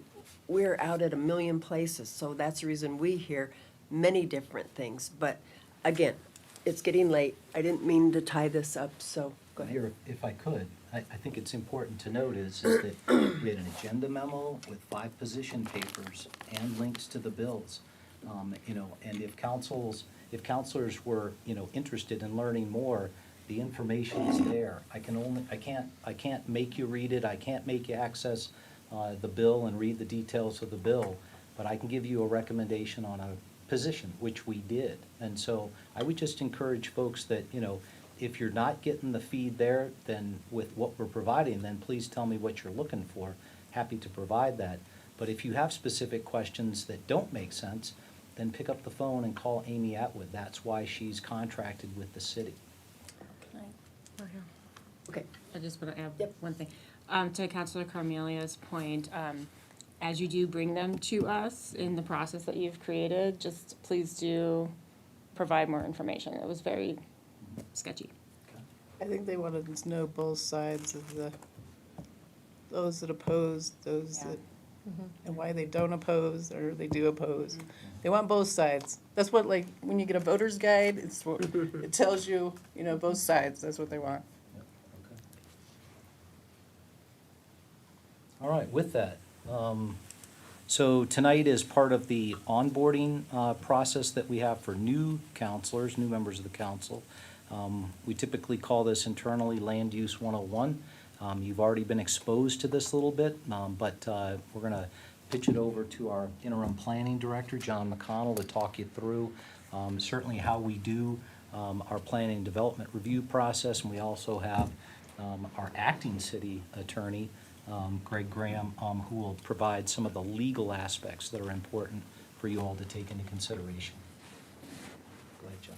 All right. Thank you. Good evening again, Mayor, Mayor Pro Tem, and City Councilors. John McConnell, Interim Planning Manager, here again to present this to you tonight. Before I begin, I would like to provide you with just a brief introduction to the Planning Division, who we are, what we do, and most of all, why we do it. The Planning Division is currently one of 3 divisions in the Community Development Department. We manage both long-range planning initiatives and current planning efforts, including development review entitlements for projects big and small citywide. The division includes a total of 13 planning professionals, including myself.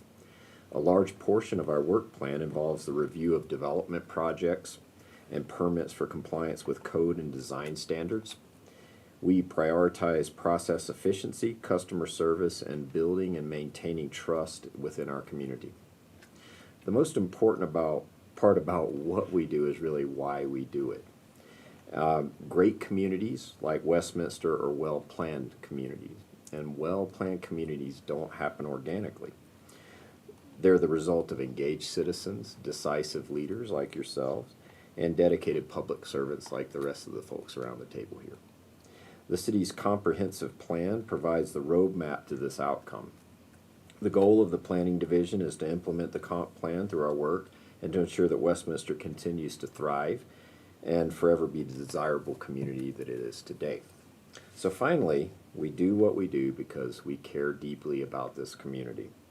We're dedicated planning professionals and public servants who are committed to serving Westminster in this capacity. So I'd like to now provide the overview of the planning and development review process, and I'll start with the comprehensive plan. And I would ask that you ask questions whenever you have a question. No question is off the table, I think. This I know some of you are very used to and very knowledgeable in this material, and some of the new council members may not be, and that's expected. So happy to take all the questions that you have. So the foundation of planning in Westminster is the comprehensive plan. The comp plan outlines the City Council's vision for the future through the framework of goals and policies that support a thriving and healthy community comprised of great neighborhoods. It's not only a tool to communicate future vision to citizens and applicants, but it also sets specific policy direction for the physical development of the city. And it's important to note that all use and development of property is required to comply with the provisions of the comp plan in accordance with Section 1132 of the Westminster Municipal Code. And therefore, the comp plan serves as the city's primary land use regulatory document. And this is somewhat unique to Westminster. In most municipalities, a comp plan is simply just a vision and it's a guidebook, but in Westminster it is a regulatory document and it really helps us implement the vision of the council. The comp plan's organized into 9 chapters and they cover all facets of our community. These chapters outline specific goals and policies that direct growth and development citywide. Comp plans also link to water planning. And so most cities provide future water use per capita by taking all the water supply and dividing it by the population. And this is a simple linear calculation. The problem with that approach is that it doesn't reflect changes to development types or the differing water use per acre of different land uses. And so in Westminster, the comp plan correlates with the water supply plan, where each land use is assigned a water assumption for indoor and outdoor water use in acre feet per acre based on actual use data collected over long periods of time. And here you see an illustration that takes all of the different land use designations, and it has a range of water supply assumption, with public, quasi-public being one of the lowest water users and mixed-use activity center being one of the highest water users. So this ends up being a really critical tool in the valuation of land use changes, and it ensures that development does not exceed the city's resources. And so with the city substantially built out and relatively little land left to develop, the expected water demand resulting from new development cases before City Council will be of critical importance moving forward. So this slide shows the city zoning map on the left and the comprehensive plan's land use map on the right. Among other things, the comp plan land use map establishes a specific land use designation for each property. The colors that you see on this map indicate the different land use designations assigned to each of those properties, and each land use category defines basic development expectations, such as allowed uses, maximum dwelling unit densities, and form standards such as floor area ratios and height limitations. This works much like a zoning map does, but at a more foundational level. As you can see from the zoning map on the left, most property in the city is zoned planned unit development, or PUD, and we use a lot of acronyms that can be confusing, so brace yourself. And this is indicated in the light gray color. So the map on the left looks a little light. That's because most of the zoning is planned unit development, and it's that really light gray color. And so the city code requires parcels of land exceeding 2 acres in size to be zoned PUD, and if proposed to be developed or redeveloped. The city began implementing PUD zoning in the late 1970s. As the city grew north and west, the majority of land ended up being zoned this way. So you see a lot of colors on the oldest parts of town, and that's in the original city where we had straight zoning or or what we would call Euclidean zoning. And so through the PUD zoning process, it's the intent that the property will be developed with a unified design, providing continuity between the various elements. However, it's important to note that the PUD zoning process is not intended to be a device to circumvent general development regulation standards or even good planning practice. So a preliminary development plan, or PDP, is required to be approved for all properties zoned PUD. A PDP, and that's what you voted on tonight, PDP provides the framework for development and establishes all of its primary zoning standards. It expands on what the comp plan requires to include site-specific land uses, height, bulk, building setbacks, access and mobility standards, architectural theme, and much more. The City Council has the sole authority to approve new PDPs and certain PDP amendments. I'll provide more information on City Council approval authorities in the next couple of slides. An official development plan, or ODP, is required for all development regardless of zoning. The ODP is a site-specific development plan that provides the details on improvements such as drainage, utility connections, landscaping, architectural style, and acts as the final document entitling a site for development. All ODPs are required to comply with their associated PDP and applicable provisions of the comprehensive plan as well. Once an ODP is approved, the developer may apply for land disturbance permits and building permits to construct the proposed development. All engineering and building permits must comply with the approved ODP. So as you can see, there's a sequence of entitlements that all tie back to the previous one. So Title 11, Chapter 5 of the City Code outlines the types of land development applications that require the approval of City Council and the approval or recommendation of the Planning Commission. In general, the City Council approves all original PDPs and certain PDP amendments as shown on this slide. City Council also approves the comp plan and amendments to the comp plan, rezonings, annexations, and certain appeals of Planning Commission decisions. Additionally, the City Council approves all Uplands ODPs, and that's a condition of the approved Uplands PDP, so that's a unique set of circumstances. City Council also approves all ODPs containing a multifamily land use, and that was per Resolution 27 in 2022. So the development process is outlined in these 6 stages that you see on the slide. All development begins with the comp plan, and per city code, as stated before, development proposals must comply with the comp plan or they can't be approved. For property zone PUD, a PDP must be approved in compliance with the comp plan. The next step in the approval process is the ODP, which must comply with its PDP and the comp plan. After an ODP is approved, an applicant may seek the administrative approval of land disturbance and building permits, each requiring compliance with the associated ODP. Once construction is completed and all required inspections are satisfied, the building and site may be occupied and used. So I'll now turn the presentation over to my colleague, Deputy City Attorney Greg Graham, and he's going to provide you with some legal considerations regarding land use decisions. Thanks, John.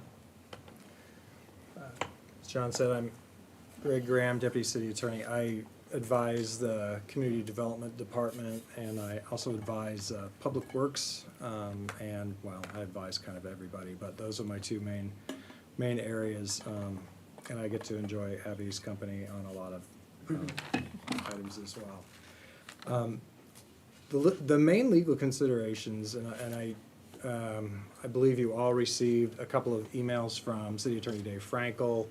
One, I think, included all of the criteria that you're supposed to use, you're supposed to look at when you're making decisions on land use applications, development applications, and I think the other one related to quasi-judicial hearings.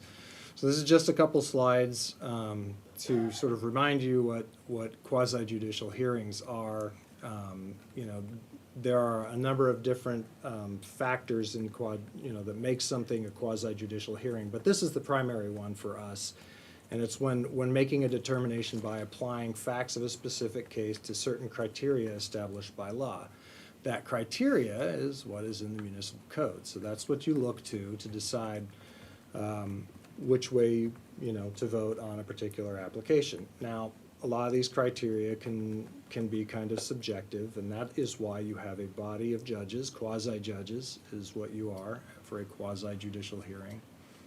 And you apply the facts that you glean from the hearing, and only from the hearing, to the criteria in the code, and that is how you make your decision. So that seems pretty straightforward, but when you have a lot of members of the public who tell very emotional stories or have very emotional comments, sometimes it's hard to kind of look beyond that and really focus on what does the municipal code, the law that governs our city, say should be applied in this particular situation. That's really what you need to focus on.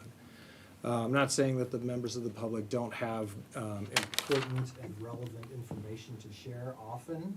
They do. Sometimes that is information that the applicant might not share with you. Sometimes it's information that staff isn't even aware of for no particular reason other than they haven't been on the ground and they can't actually see it. So I think it's still very important to listen to what the public has to say, but in the end, that's how you make your decision. Take the facts that you get at the hearing, and only at the hearing, and apply them to the criteria that are in the municipal code. No ex parte contacts. If you're not familiar with that term, it means you don't get to talk to people outside the hearing. Never have one-on-one conversations outside the hearing with an applicant, because not everybody is getting that information. It's like if you were a judge in a civil case, you would not want your judge to be going and talking to the attorney for one party when you're the other party and you're saying, I don't know even what they talked about. What did they talk about? I have to have the right to defend myself, present my case. That's I think, the best way to think about it. And also, don't prejudge. It's very easy to say, I don't like this, I don't like that. Everybody has their opinions on development. We know, we've seen it all, and those opinions are very wide-ranging, and every one of them is valid. But when you come into a hearing in the city of Westminster, those are the criteria you apply, the facts that you glean at the hearing, and that's how you make your decision. Maybe in the end, the decision is what you would have made in the first place, but we always, to be able to defend your decisions, you have to make decisions based on what's you've heard at the hearing. There's something called a 106 action, which an applicant, if denied, can take to district court and try to get your decision overturned. As long as there's competent evidence on the record to support your decision, it's not an issue. But if you're going outside the record, that's when sometimes you can have problems. Pretty much already covered all of this. Personal feelings, try to keep those out of it, but we recognize that some of these decisions are somewhat subjective. So I wanted to talk a little bit, this isn't in the slides, but I want to talk a little bit about sort of the roles. As I mentioned before, you are quasi-judges, so you're basically the judges. You're a panel of judges. Applicants are like litigants. They're bringing their case before you. Members of the public, they're often like witnesses. Sometimes they have evidence, sometimes they just have opinions. It's sometimes hard to decide which is which. Staff are kind of like both litigants and witness experts. Sometimes I would call them even expert witnesses because they understand our code, they understand how it applies, they've been working with it for a long time, and they're the sort of subject matter experts. One thing to keep in mind is that applicants often hire engineers, architects, lawyers, which can be the worst, I know. I've worked with them on a daily basis. And they often speak on behalf of the applicants at these hearings. I think that's great because you get a lot of perspectives, a lot of the applicants' perspectives, but when you have those types of professionals, you're not always getting everything you should be getting from the applicant. So I would encourage you always to ask the planning professionals questions, and you are really good at that, actually. We had one of our traffic engineers here this evening in case there were questions about traffic. Feel free to ask those questions because that's your opportunity to get that information and really understand what the situation is from our experts and applying our own criteria to the application. So that's really all I had. John and I are available for questions. Go ahead. I always have questions. So I realize that there's complex processes. When we go back to the slide that had the ODP and then, or the PDP and then the ODP and then the, right. So this is flowing down a single silo. So I wonder, right, like we go down to one plan, how do they all connect, right? So if we imagine there's many different silos happening at once in the city, all these plans are happening at once, how do they talk to each other? How do you decide? I was thinking about that today out on the floor as we looked at this one plan that was this industrial warehouse. And I'm sure that, someone is taking this into account, what is happening over in a different area. What does that process look like? How do you ensure that something that's being built at a later time hopefully provides for the need that we just built over here? You know what I mean? How do those things flow? There's a couple of scenarios that come to my mind. So in the case of the case that you heard tonight, this was a very isolated 10-acre parcel that doesn't have a lot of developable property around it, at least none within our jurisdiction. That's where the comprehensive plan and our application of it really comes in handy. And so the comprehensive plan assures that all land uses, when they're developed and in whatever sequence they're developed, are hopefully compatible. It's what the city approved. It's the city's vision. So as long as we're implementing the comp plan like we do, we shouldn't have to worry about what comes next or if it's going to be compatible or incompatible. Another scenario that comes to mind is, say you have a large-scale development, like an existing shopping center with some vacant properties within that. That's where the PDP plays a role. The PDP defines what land uses can be built on all of the lots.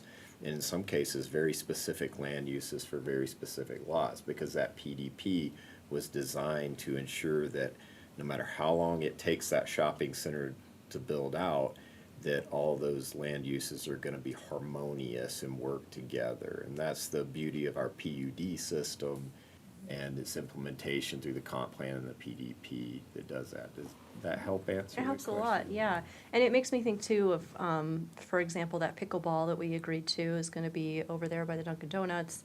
I assume that we're looking across the street at, those chains that are there. How does it affect that? Do we look at? I assume we do. I hope we do.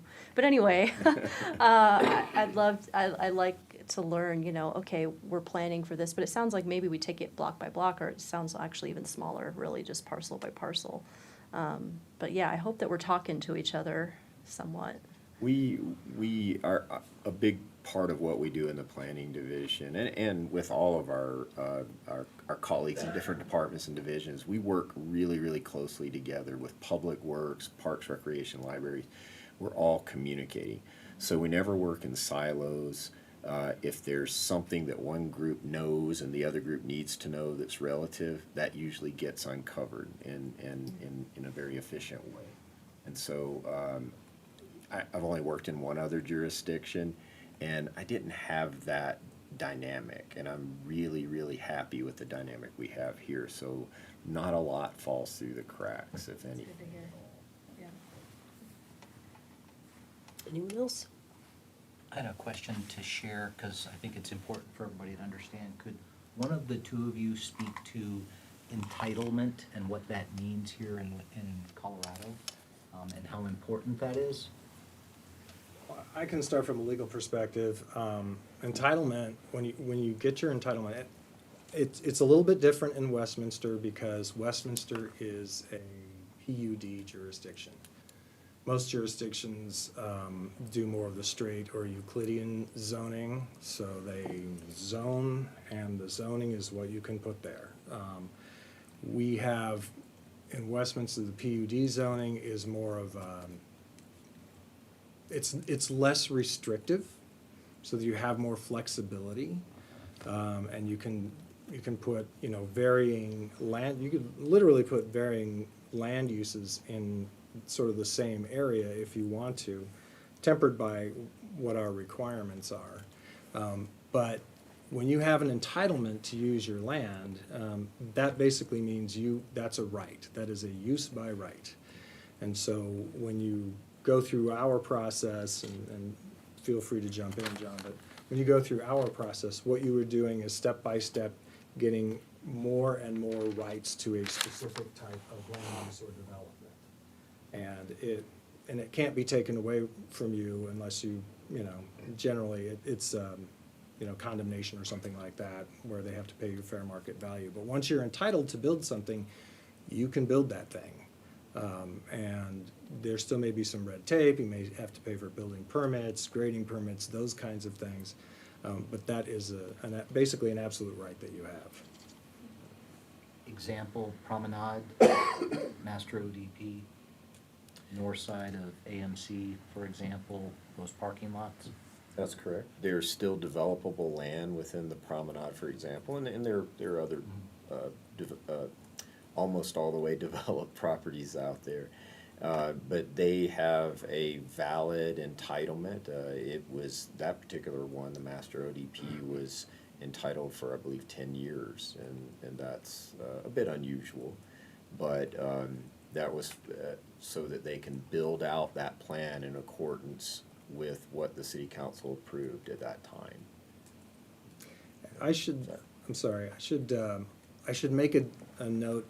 There is a difference between entitlement and vested rights, right? So vested rights, usually, there are two ways to get vested rights: that you start building vertically, or you have basically a document that says you have vested rights. And that's part of state statute. The minimum is 3 years. Once you've gotten your entitlements, generally you have a right in 3 years, within 3 years under state statute, to build what you want to build. If you don't, and this is more under straight zoning than what we do in Westminster because we have different rules, but if you don't build that within that 3-year period, the local jurisdiction can rezone your property, and now you don't get to build what you thought you were going to build. Entitlement really just means that the property there, that you can build what the particular land use that you're considering. In Westminster, it's different because we have our entitlements. Once you get a PDP or an ODP, they last for 5 years. 5 years. So what you approved tonight doesn't allow them to go vertical with the building that they were showing you. They still have to get an approved ODP. And that ODP, like I said, has to comply with the PDP. But that PDP is good for 5 years. So they could sit there and do nothing for 4.5 years and then secure the approval of an official development plan. And that gives flexibility to financing in markets, and development doesn't always happen immediately. And so the ODP, once that ODP is approved, it's good for 3 years. Within that 3-year time period, they have to get their building permit. If they don't, then they lose that entitlement. They would have to go back through a process. Vic, how does our city's review of development plans align with other cities' reviews of development plans? And I ask this because from input I've heard from the community, we are cumbersome, too many steps, too many gateways. So what's the feedback? Tell me the why. So it varies from community to community, and it's hard to compare apples to apples, but I can say it does vary. We have streamlined our process. That I think used to be a prevalent theme in the community. Several years ago, we removed our growth management service commitment competition, and those of you that have been around a long time, that was I would say, a pretty cumbersome process, and that's probably another conversation for another day. But we also went from doing concept plan reviews, which weren't like the concept plan reviews we do now. They were actually a development review where a property owner had to submit a very healthy plan set, a lot of details, a lot of costs, go through about a 10-week review. And in some cases, we say, well, you don't meet this rule, you don't meet that rule, you can't build here for whatever reason, and they will have gone through a lot of time and expense. So I think there was some validity in the not so distant past about being cumbersome. We replaced that process with our pre-app process. It takes less than a month. It's free. They sail through it. They get all the information that they need to decide whether or not they want to go into technical review. Most of our technical reviews, if they don't require a public hearing, take less than 6 months. I would say that's probably less than most jurisdictions. If they involve a public hearing, you're looking at 8-9 months. Anyone else? I'm curious about market value. So, in most cases, not all cases, market value of a piece of land increases with each successive step, right? So if someone purchases the land, they get the PDP approved. I know there's costs that go on their side to put that in, but they've owned this land and they take 5 years. Let's say they take 4.5. The speculative nature of holding on to it and then rather than continuing on, just selling it. How often do you see that? I think Or- it happens or pretty, do you really pretty not- frequently. I think the best example is the concept plan review that you all reviewed recently regarding the annexation. And so that's a piece of property that has been sitting there for a long time because it's not as attractive to buy a piece of property that has no entitlements, it's not even annexed. They know that they would have to go through potentially years of work to get it, and that affects the value of the property. So what that property owner decided to do is do a lot of that preliminary work. It adds to the value, and they'll probably sell it a lot quicker. I think that's what you were describing there. So. Okay, thanks. Anyone else? Thank you. Have a great You. evening. Thanks for hanging out so late to discuss Thank this. you for that. Thank you, Greg. If you have more questions later, our office is always available to you, please